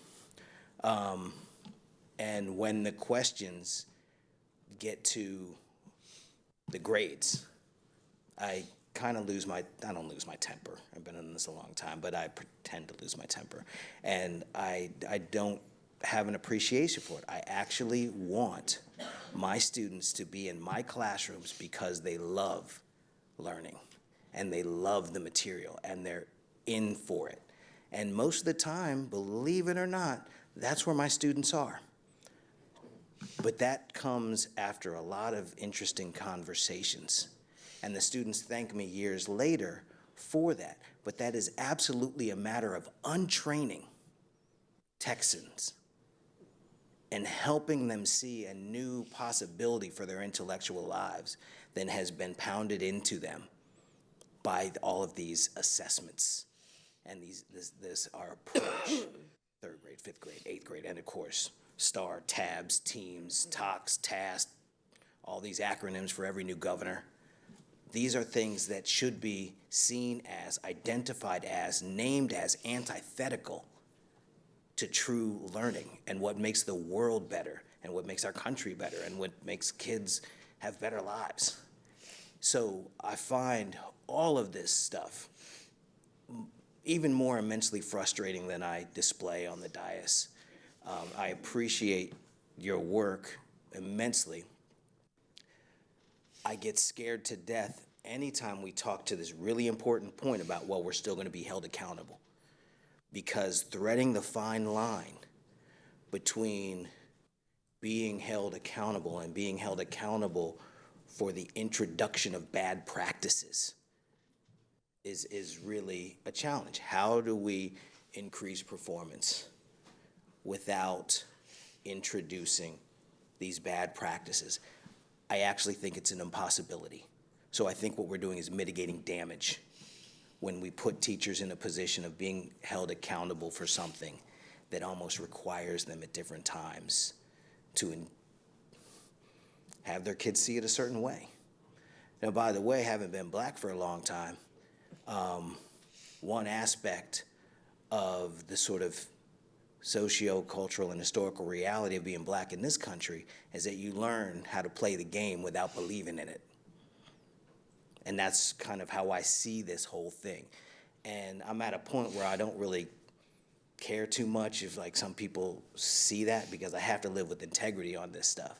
So we need to learn how to play this game at times without believing in it, and even in a developmentally appropriate way, delivering that message to students. So whether my students kill it on a test, it's not because they sold out, it's not because they've lost their souls, it's because they know how to play a game. I don't know if I'm making any sense at all, but I believe it. I guess you can comment if you want, Well, I but think, I don't want to get you in trouble. No, I mean, I'll comment. I mean, I think one of the things, you know, when we talk about this organization and where we want to be, I think we acknowledge, just reviewing the last section of the last agenda item, right? I mean, in our scorecard going forward, we as a system are not serving black and brown students the way that we should. And the system's been around for a very, very long time, going on 150 years. And so to course correct, right, to get it to where we don't have a barbell, so to speak, it's going to take professional educators being supported. It's going to take longevity. It's going to take the right balance of the right type of curriculum with the right stability, culture, and climate. It's going to require alignment between the board and the superintendent. It's going to require resources. And I think that it's also going to require a little bit of time. You know, when we talk about it all, it takes, 3 years to begin to get a system this large to move. And I think that what this does is just continues to reinforce maybe areas of focus, but we have other things that we evaluate and that we understand that also, I think, reinforce those areas of focus. So just to kind of play off what you said, I'm right there with you. And I do want to, as a learner, there's a lot of seasoned educators on the board and folks who have been at this at different levels. And if I'm wrong, I'm going to offline ask every teacher and every, just people to tell me that I'm wrong about this. And I do want to actually have the grace to lean in and the, acknowledgement of my frailties to lean into where this is useful and to not be so mean and dismissive about it. I haven't found it particularly useful, but that doesn't mean that an on-the-ground educator can't tell me, and I know a lot can tell me exactly how they use these things to improve instruction. And I'm kind of here for that, but always with the caveat of this greater fear that I have. It's late. I'll stop, and I will ask Trustee Zapata if she has additional comments. Well, I agree totally with what you're saying, but I'm curious if the students were surveyed on how they felt in taking this test and what was the most challenging for them. What did they like or not like to help guide the work? Because it is, we are required to do it, but they're the ones that can really guide us and help us as the teachers can. But they experienced it. This was very new.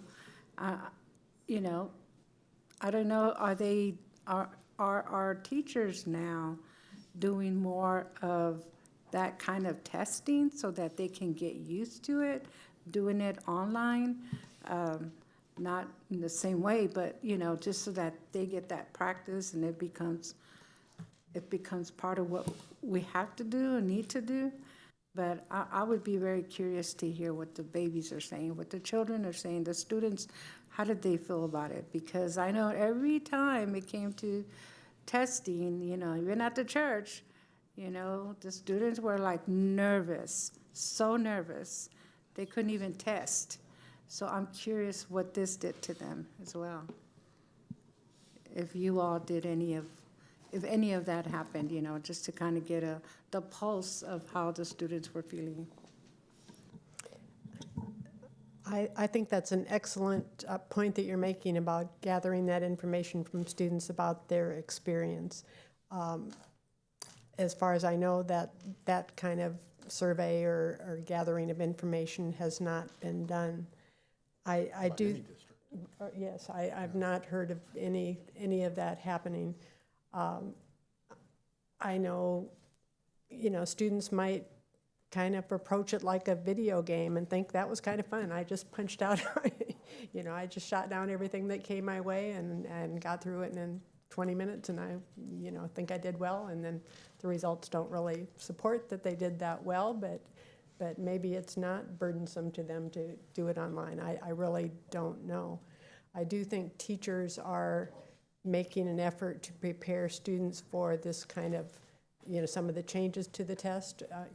Keyboarding, it might be, more of a thing in the classroom now that they have to write a 3-sentence essay as an exit ticket or something like that on the computer. That kind of skill would definitely, it's not something that's natural to a third grader to be writing an essay on a keyboard. They're used to the thumb, texting maybe, but not a keyboarding situation. So I do think that there is a focus in that area to get some of these new item types in front of the students and have them do that. And that will help. Even the Commissioner of Education in one of the hearings, I can't remember which one, but he said we don't really know at this point whether the performance that were declines are based on students not knowing the material or not having the technological expertise with these type of questions. So they're even admitting that the changes, just the technology is an artifact that might be masking performance results. Trustee Zapata, I do want to confirm that our MAP test and our interim test are online, similar to how STAR is run, to help give students some of that experience. And Jacob, just to, maybe for clarity, maybe Dr. Maxwell can answer this better than I can, but the STAR interim is the one where we try to align the accommodations that the student's going to actually receive in the STAR assessment later on, and that's kind of the place that our staff can really determine kind of how to apply that. And this last year was the first time we actually had that opportunity. That's right. Yeah. So I think that's also going to be something that we see evolve and improve over time. That is very different. I wanted to lean into Trustee Zapata's comment. I think it's incredibly important. I was just jarred, though, with the idea that if you have dramatic changes in a score year to year, that somebody wouldn't say there's something wrong with the instrument. The kids change this much. So I'm a little confused by that one, but I'll just keep it moving. When you spoke of like all these zeros and this explosion in the number of kids just like getting a straight zero on something, it did raise something really important that I think we as a district should account for. And that is how students feel and experience not just the test-taking experience, but getting their grades back, or getting scores back and getting a sense of where they are and how their classroom did, how their school did, et cetera. And I think there's ways to deal with that in a sophisticated manner that actually have to be developed, working with teachers to scaffold kids towards a more sophisticated understanding of instruments that aren't as good as they are. So I do know what that looks like. I don't know what that, I just want to lift that up, and maybe you could even comment to that. When I'm dealing with students that are said to be performing this way or that way, and it's not really reflecting my experience with them, how does that get leveraged into something beautiful? How does that get leveraged into a sophisticated understanding that has them able to play the game, not be shot down by the game, so to speak? So I can't speak for the district as a whole. I can just speak for what our team does and what I've seen on the map. But we do have a shift of talking to students about just their individual growth and valuing their individual growth in a particular area, whether it's a certain area of mathematics or it's writing or it's reading comprehension, and having students really focus on their personal growth. And I think that's where we start, and that's where students can see rewards, because it's not about achievement at some point compared to someone else. It's about meeting you where you are and respecting you from where you've moved forward from there. And I think that is one benefit of the MAP assessment, is there's a strong focus on individual student growth. And when we talk to campuses about approving achievement, we take it from a perspective of individual student growth. Like, let's meet kids where they're at, and let's try to help them do better, whatever that better is for them, and really taking it to an individual level. It doesn't mean we're not focused on achievement. The hope is that by focusing on growth, we'll get achievement, you know what I mean, down the road. But I think that's one way that we honor that. I'm getting to,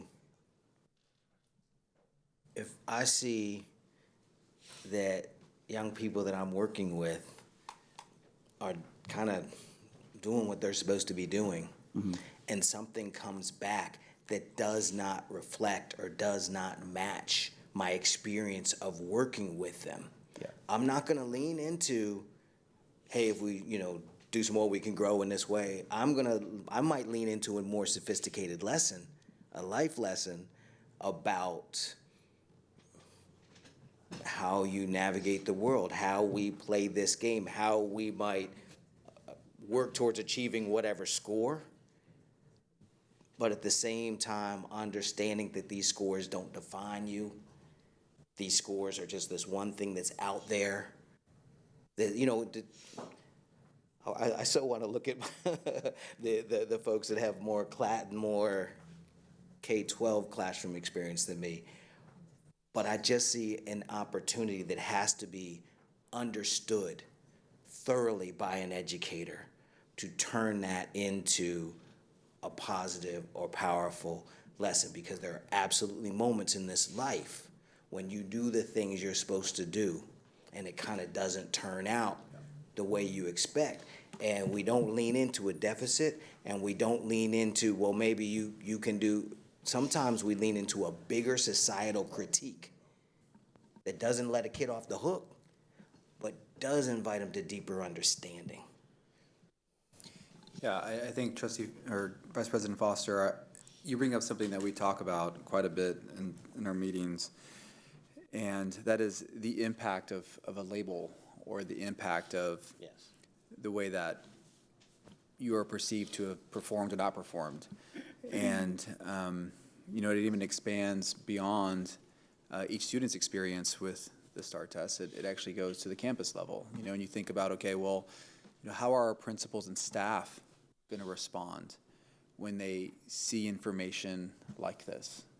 And we're very sensitive to how it's shared, and we try to reinforce the fact that this is a data point, not the thing that defines you, that doesn't define our campuses. We have beautiful campuses with vibrant cultures doing incredible things, but they may not be reflected as having a high accountability score or rating. And so we're very sensitive to it. It's that balance that you just described. I want to reinforce to our community and to our students and to all of our staff that this is something that we have to operate within. It doesn't define any one student's experience in Austin ISD, and it's not that we are playing the game. It's just that we have to recognize this is the system that we have to operate within, and we have to figure out a way to do the work in a way that aligns with our values, and at the same time just acknowledge that there's this other thing around us that we're going to have to talk about from time to time. But if we do it well, my hope is that STAR will resolve itself. Yes. So I'd like to, invite any more questions, and also with Trustee Boswell.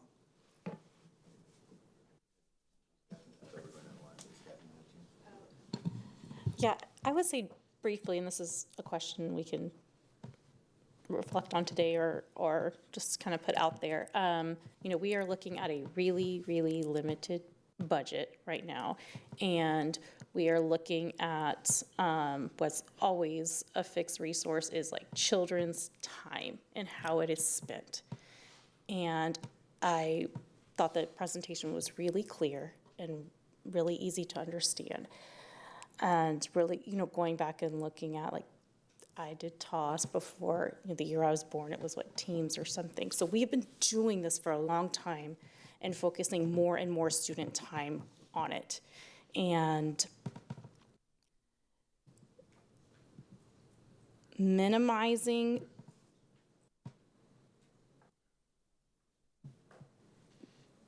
time that's not well spent, just keeping that to an absolute minimum and making our North Star something different.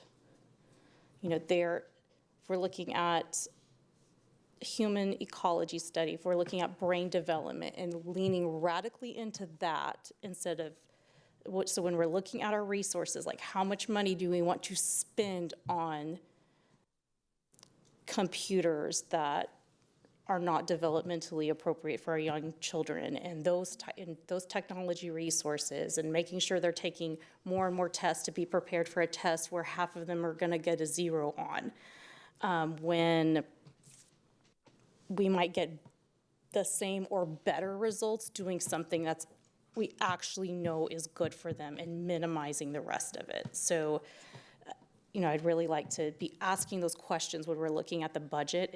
Is this time valuable to our kids, and are the resources going into something that's going to be valuable to their brain development? Yeah, and Trustee Whitley Chu, I think we're at a critical point here as we move forward, and I think the opportunity that's in front of us as we develop the academic vision, obviously starting with getting feedback from educators and those within the system, including students, but building out Portrait of a Graduate, academic vision, academic framework, and ultimately a strategic plan. That to me is where kind of that finds itself into the system so that it matriculates into everything we do, right? Whether it's the curriculum, whether it's a procurement process, whether it's how we operate within operations. And so, yes, and I think the challenge we've had in the past is we've been kind of misaligned, where we just really haven't gotten to the point where there's that kind of threading between all these different things. But now we have a scorecard. Now we have a board and administration I think is more aligned than it has been in quite some time. And we're about to take on this work. So I think now's the time really to make sure that we are fully aligned.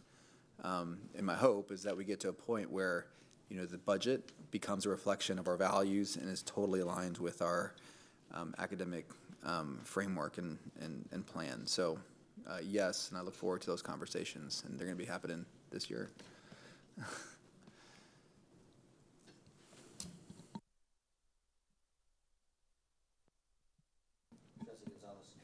I don't have any questions. I appreciate all the discussion that's happened so far. I would just ask if we could move to the next portion of the agenda, just in the interest of finishing up at a reasonable hour, just getting the vote and the public's work done before it gets too late. Thank you.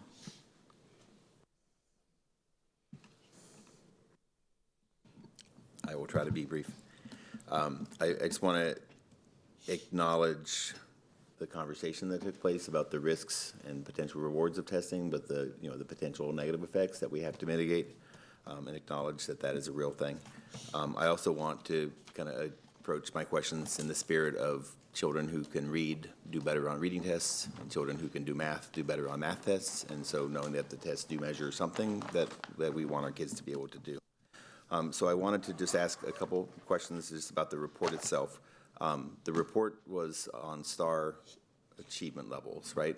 So it didn't address the growth measures. It didn't address the English language development under TELPAS. It didn't address CCMR, right? It was just that one sliver of accountability, right? Okay. Is it on our board calendar to have data on TELPAS and STAR growth and CCMR as far as the accountability measures of those? Is that on our calendar? Are we going to be hearing that data at a future meeting? So we do need to report on TELPAS as part of our bilingual reporting. We would report on overall accountability measures as part of our paper and our district annual report. Okay. And CCMR under our And CCMR, progress thank you, measuring? under our progress measure. Okay, perfect. Going back to the technical issue of the short answer responses, the written responses being a big part of the test now, are we and are our teachers who administer the tests able to see the responses that students gave to those? Yes. Okay. Have we confirmed that the computerized scoring was accurate or inaccurate in terms of that 50% of the answers that were scored as 0, that a human would have scored them as 0 as well, or that did we confirm the opposite, that the human scoring would have gotten different results?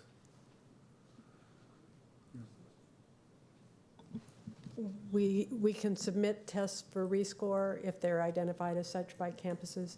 The number that we submitted was not very large. I think it was around a dozen or so that were identified. Okay. And in all but one case, I believe that they came back with a 0. We have to pay to have them rescored if the score remains the same. If the score changes and increases, then we don't have to pay. We had one essay that was scored as a 0 that came back as an 8. Okay. So that was a 5th grade test. Yeah, I think Lakeisha would like to. Dylan, will you? Thank you, Dylan. Appreciate it. So Trustee Kaufman, I think what you're asking is if we've been able to respond to the data that we've received. And so the teachers are able to see the responses that the students submitted on their test and the scores that they received. And so when we analyze their responses, we've not been able to determine a pattern. So some students that you would expect to have a score got a 0, and some students that you would have expected to receive a lower score received a higher score. And again, this is keeping in mind that this is secured test material, so there's not a lot of conversation that we're able to have around it beyond the teacher that has the rights to see their students' results. Yeah. But can I ask, so that in terms of expectations about that this student you would have expected the score, what is that? Do we have the data? Do our teachers have the data from their own classroom observations and assessments of whether students have the capacity to write the written responses that are expected on STAR? Like, is that where the predictions are coming from? They do, because we have the rubric, right? So we know how they're supposed to be scored. Okay. I will say some of the scores we received based on the students' written responses are probably not how we would have rated them with the rubric. Does that make sense? So that the computerized scoring that came back to us, we might have said we thought that would have been a higher score? Or a lower score. Or a lower score. Okay, so just not a pattern. Okay, but the intention, as I understand it, of that law saying that no more than 75% can be bubble is because of the complaints, the rightful complaints that we don't want to incentivize people spending their entire instructional time bubbling answers. Yeah. We want kids to talk and to write about answers. So we are seeing that impact in the classrooms, that our students are writing more and about what they're reading and not just bubbling. Yeah, reading and responding. So with all the work that we are doing around strengthening our instructional practice, we've not really had conversations about STAR. So in all of the work that I've had done with principals, it's really about visiting classrooms, observing for best practice, and giving teachers coaching around best practice, because the key to this is to teach students to read. Right. Thank you. So that's good, right? So so when we look at the high number of kids who aren't passing, we cannot just say though that that's the computer got it wrong, because we're able to see the responses they got, and we can figure. Okay, that's awesome. So the global question that I've asked many times, but I'm still wondering, so when we look at our students who are not passing the reading test, and I don't want to launch a discussion on this, I just want to kind of understand, do we have data that can be reported to the board that would say, in terms of diagnosing what the challenge is, is the reason that this particular student didn't, pass the test is because they couldn't decode, or because they couldn't comprehend what they were reading, or because they didn't have the vocabulary, or they didn't have the content level, because the content knowledge about what they were reading, or that they couldn't write the written response, or that they didn't understand the higher level thinking that's asking them to compare or contrast or infer. So do we, in terms of here's, because again, when we look at the scores, what we're telling our community is we're graduating kids who can't read, right? And that's what a part of these tests are meant to eliminate, is that we're graduating kids who can't read. Do we know kind of definitively the percentage of where the challenges are? I would say we know that. We'll have a better idea with the new MTSS structure. Okay. And we would have that information based on that process, not based on STAR. STAR is still pretty much going to be you met the standard or you did. Okay, so, and I just think that will be an important part of our root cause analysis as we're doing our progress monitoring and our board reports in the future, is just understanding, this is what this data tells us. This is how we're interpreting that data based on our other classroom observations, our other assessments, our processes. We know that it's not that, or it is that this percentage of our kids can't decode, or it's not that. And then the same thing for math. Is it because they don't understand the conceptual aspect of the numbers that they're dealing with? Is it they don't understand how to read the questions, and it's a reading problem, not a math problem? Is it that they don't know how to do the multi-step problem? So understanding, again, what is underneath the math, not just that this kid doesn't know math, but so that we can, I think we could be, as a board, hungry for a more deeper analysis of what these results mean, not because of what the STAR tells us, but because of all the work that teachers have done to understand their kids before they ever take the STAR. I love it. Some of the systems that we use, School City, our STAR scores are loaded there. It's broken down by student expectation, by reporting category. The teachers can see how their class might need remediation in a certain estimation or inference or whatever that student or that expectation is. So they do have that data available. And I think that's one piece, because that kind of covers the categories. But I think it's still, we're looking at, we're asking kids to order, we're measuring place value. I saw this in the classroom yesterday, right? We're measuring, was that this morning? I can't keep track of that was this morning. I saw, they're asking students to place 4 numbers in order, 4 4-digit numbers in order, right? So place value and putting numbers in order, but they're asking it through reading a table, through names of rivers, of all this kind of other stuff so you might miss that question, and then they're like, oh, this kid doesn't know place value, or comparing numbers. That's the category it's going to show you, but it's not going to say, this kid got confused by the names of these stupid rivers, right? Or these kids, whatever. So understanding the core reason, I think, is really going to be a great part of our progress monitoring. Yeah, Trustee Kaufman, I hear what you're asking, and I'm trying to connect what Lakeisha just said. And I think as we develop kind of the next iteration of the monitoring report, I think perhaps sitting down with you after we kind of have a draft, and President Singh and I are kind of developing the next iteration of it. So when it comes to these, we can maybe provide that level of information categorized in a way that's easy to kind of digest, because it's going to be, and it could be a lot. I think so, but I think, again, it's what our teachers know, and I think it's what the systems that you said are designed to get out, and I think it's an important piece. So yeah, I'd be happy to participate in that. Technical question on the EOC scores. How are those computed here, given that the EOC can be taken multiple times? A student who doesn't pass the EOC in 9th grade for English takes it again and again and again. So how are those? What's the population in the? These results were the spring administration of all testers, retesters, and so it includes students who've taken it the first time and kids who've taken it the 5th time. Taken for the 3rd time, yes. Okay, and it includes all administrations during the year? No, this was the spring only. There's just the spring, the one. Okay, thank you. And then just comparing campuses. So I know that we got a dashboard, a very impressive dashboard that has the data that you can look by school. I don't want to pick out schools from this list, but I'm wondering, because Trustee Singh's not here, I'm going to ask for her. What have we learned about schools that have demonstrated the higher, what have we learned from the performance of individual schools? Yeah, so I'd probably have Lakeisha to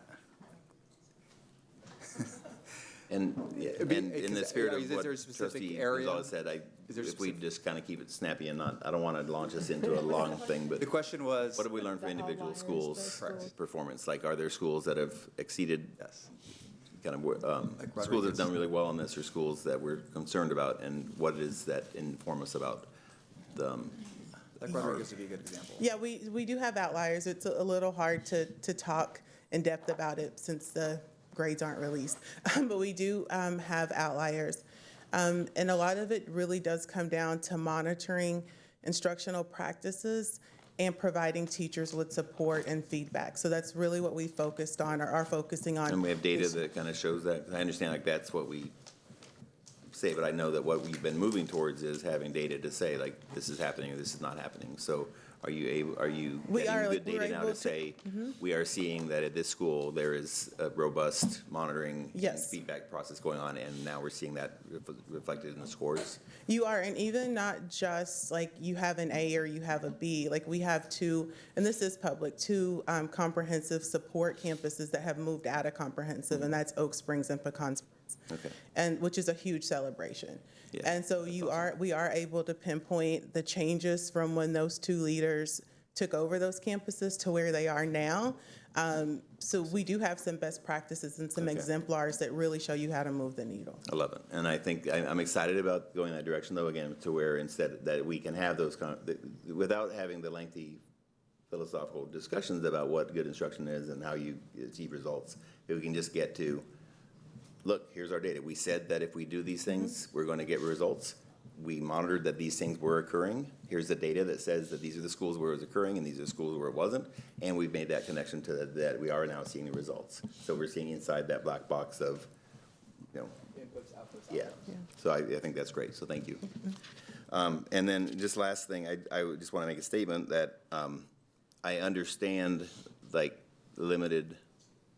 What I really want to just make sure is that we understand that despite all the different goals and all the things that we want for our schools and all the things that we're not going to give up because we're Austin, right? We're not going to give up the whole child focus. We're not going to give up on the importance of kids doing, other things.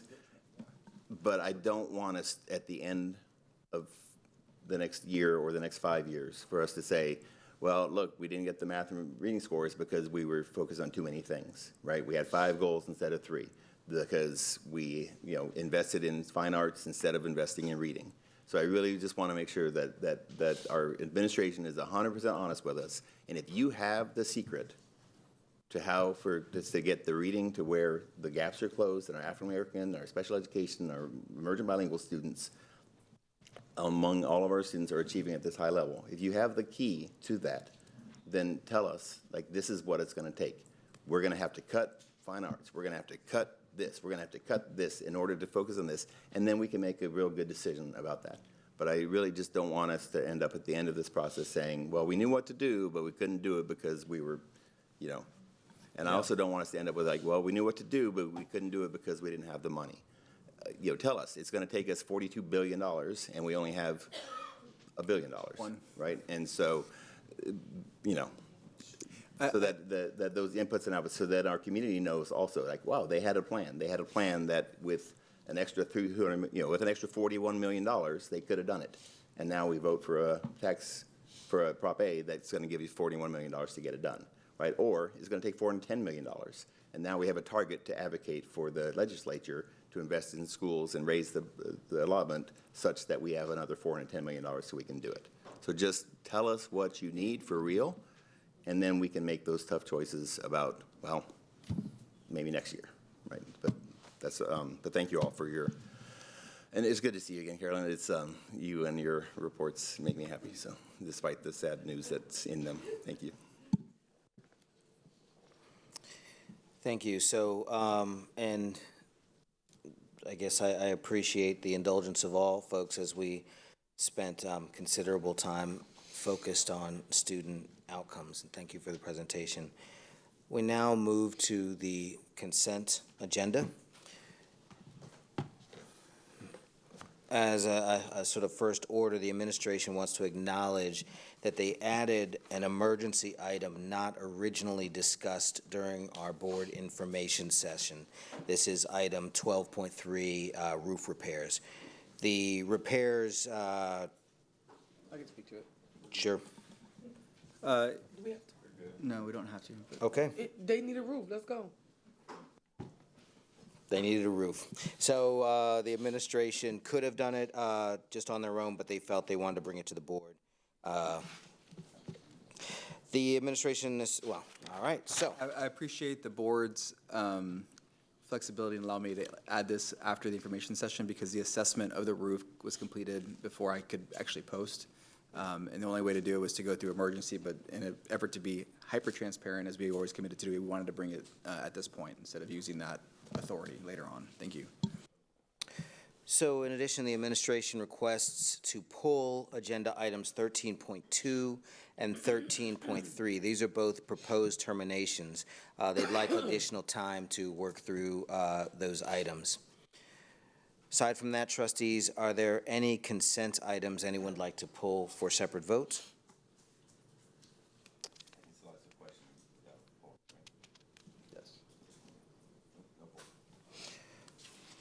Trustee Hunter, do I have a motion to approve the consent agenda? I make a motion to approve consent agenda items 9.1 through 13.1 and 14.1 through 14.2. Is there a second? Second? Any discussion on these particular items? Trustee Kaufman. So I didn't catch the actual items. Does it include 10.13 district scorecard targets? Yes. Oh. And I just wanted to understand, the document I looked at looked like it was the one we looked at 2 weeks ago. Did I miss something, or is this document revised? For example, I think okay. Okay, good, thank you. That's all. With the revised targets as well, we did get this completed. Okay, that's where my confusion was. Okay. So I just want to note then, as discussion, that based after the conversation in our last board meeting, those goals were, so this is not the same document that we looked at 2 weeks ago, that the algebra target now reflects increasing the number of students who are successfully taking and passing algebra, not the percentage of students who are taking it going up necessarily, right?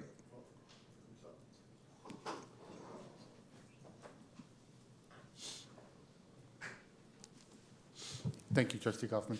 So it is the percentage of eighth graders, but is the universe of all economically disadvantaged eighth graders. So we will present the number as well, but the target itself is that percentage of all the economically disadvantaged students. Yes. Yes. Okay. So, yeah, and just to clear up, so that to ensure that the goal of the target is to increase ultimately the number of kids who are being successful in algebra, not to allow for reducing the number of kids in it so that the percentage of passers goes up. That is correct. Okay, thank you.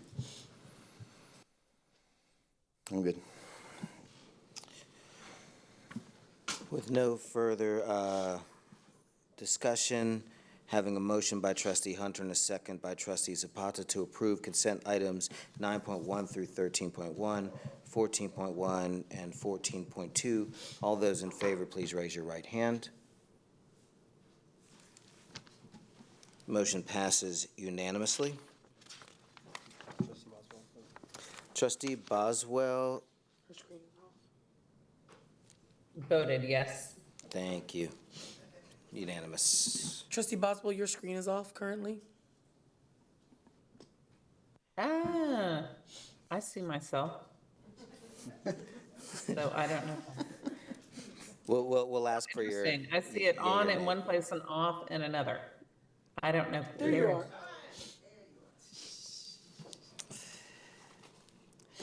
We now move to items for separate vote. Trustee Hunter, do we have a motion to approve items 15.1 and 15.2? Yes. I move that we approve, excuse me, I move, wait a minute, what is that? I'm on the wrong page. Got it, I'm here. Yes, I move to approve item 15.1, memorandum of understanding between the University of Texas at Austin, Texas Higher Education Coordinating Board, and Austin ISD for Advise Texas College Advising Corps Program, and 15.2 Student Teacher Preparation Partnership MOU with the University of Texas at Austin. Is there a second? Second. Is there any discussion on this item? Trustee Hunter. Yes, it's not a discussion, but it is a concern that I have about the data presented to us from a vendor. Anytime we receive information that costs money, we need to have more information, and I was very disappointed with the information. I will be voting yes this evening, but I have already spoken with the administration that moving forward, we need to have more data than the table that we received that I believe had maybe 6 points in it, and I was very disappointed about the information in the table. So I've already discussed it with the administration, but just wanted to make a note of that. Thank you. Thank you. Any further discussion? Hearing none, all in favor, please signify by raising your right hand. Oh, I'm sorry. Yes. Yep. Call it again. Yeah, all those in favor, please. All those opposed and abstentions. Thank you. Passes by.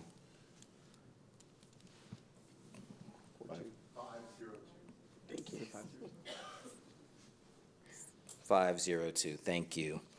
Our last item tonight is an ordinance for partial tax exemption of historic landmarks. The administration is recommending pausing this exemption and not approving for this year and revisiting again next year, including revisiting any changes the city may make to this program. Trustee Hunter, do we have a motion on item 16.1? Can I ask a question about that? During discussion, or you want to wait? Okay. Did you want to pull it, or, I mean, do you want to do something, are you trying to table it? What do you? I wanted to ask a question to our council. Perfect. So the board, the administration is recommending that we pause on approving this partial tax exemption. So what would be the options for the board to pursue that recommendation? So if the board wants to approve the recommendation, so I think Trustee Hunter is ready to make a motion to do that. But the recommendation would go against what the motion is? Well, hold on. If I'm not mistaken. If we desired, we would need a motion to postpone indefinitely. If not, then it would just be voted on. So in order to actually do it, so the adoption of the ordinance for partial tax exemption requires a specific motion to actually do. And what, it's my understanding is the administration's recommendation is not to do that. So if you don't do that, it doesn't happen. And so strictly speaking, you don't often make motions not to do something, right? If you're going to take action, you move to take action, and if you're not going to take action, you don't vote. But in this case, because it's been traditional that the board does this, and this year the administration is recommending to deviate from that, I think that's why Trustee Hunter is prepared to make the motion, unless I'm mistaken, to postpone. So the impact of that, if it passes, would be that you would not do this. Okay, thank you. So I was just reading the motion is written all differently here, so I'll let you read it. I apologize. Yeah.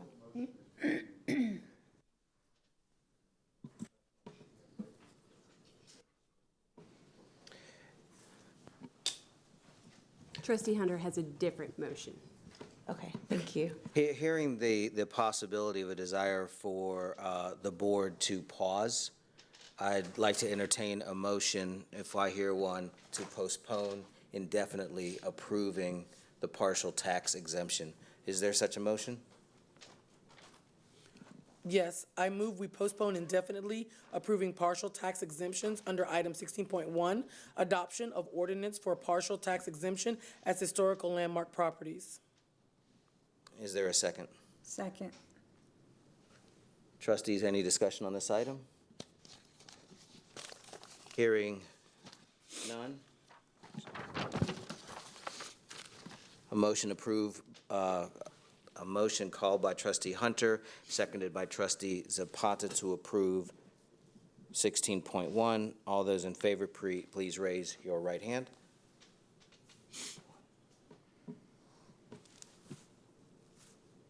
All those opposed? All those abstaining? So Board President, or Vice President Foster, just to clarify, the motion was to postpone indefinitely. The motion is to postpone indefinitely approval. Correct, okay. Just to be clear, so we're not voting to approve 16.1, we're voting to postpone indefinitely. Indefinitely the approved. Subject matter, okay, Yes. just for clarity. Thank you. Thank you. Thank you all. Finish up. Call it. So the motion passes 5 in favor, 0 opposed, 2 abstentions. 5-1-1. I'm sorry, did I read that wrong? Oh, I'm sorry, trustee Boswell. Yeah, me. That Thank you. was 5-1-1. Thank you. All right, we will now recess the open meeting at 10:37 p.m. and move to executive session pursuant to Texas Government Code Sections 551.074, .072, .073, .087, .076, .0821, and .071. When we are finished with executive session, we will briefly return to the open session to take a vote on the student transfer appeals and to formally adjourn the meeting. The transfer appeal vote and adjournment will be recorded and be included in all replays of tonight's meeting. Thank you for joining us, and have a good evening.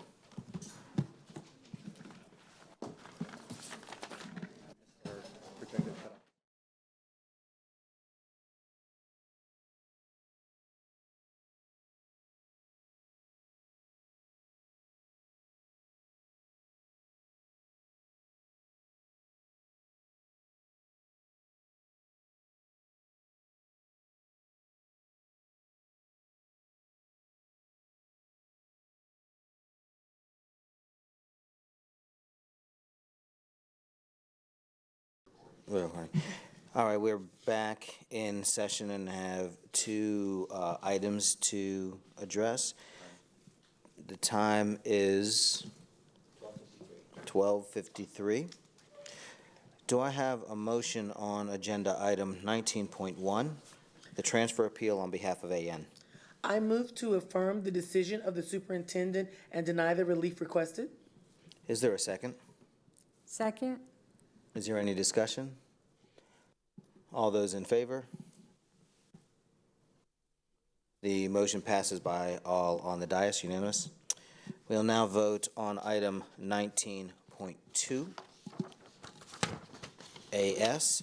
Do I have a motion on the transfer appeal on behalf of AS? 19.2. Yes. I move to affirm the decision of the superintendent and deny the relief requested. Is there a second? Second? Motion made and seconded. Discussion. All those in favor? And the motion passes by all those on the dais. Thank you, board members. We can now adjourn at 12. Do I have a motion to adjourn? Yes, I move to adjourn the meeting. Second? All those in favor? Meeting adjourned. 12:55 a.m. 12:55. Thank you.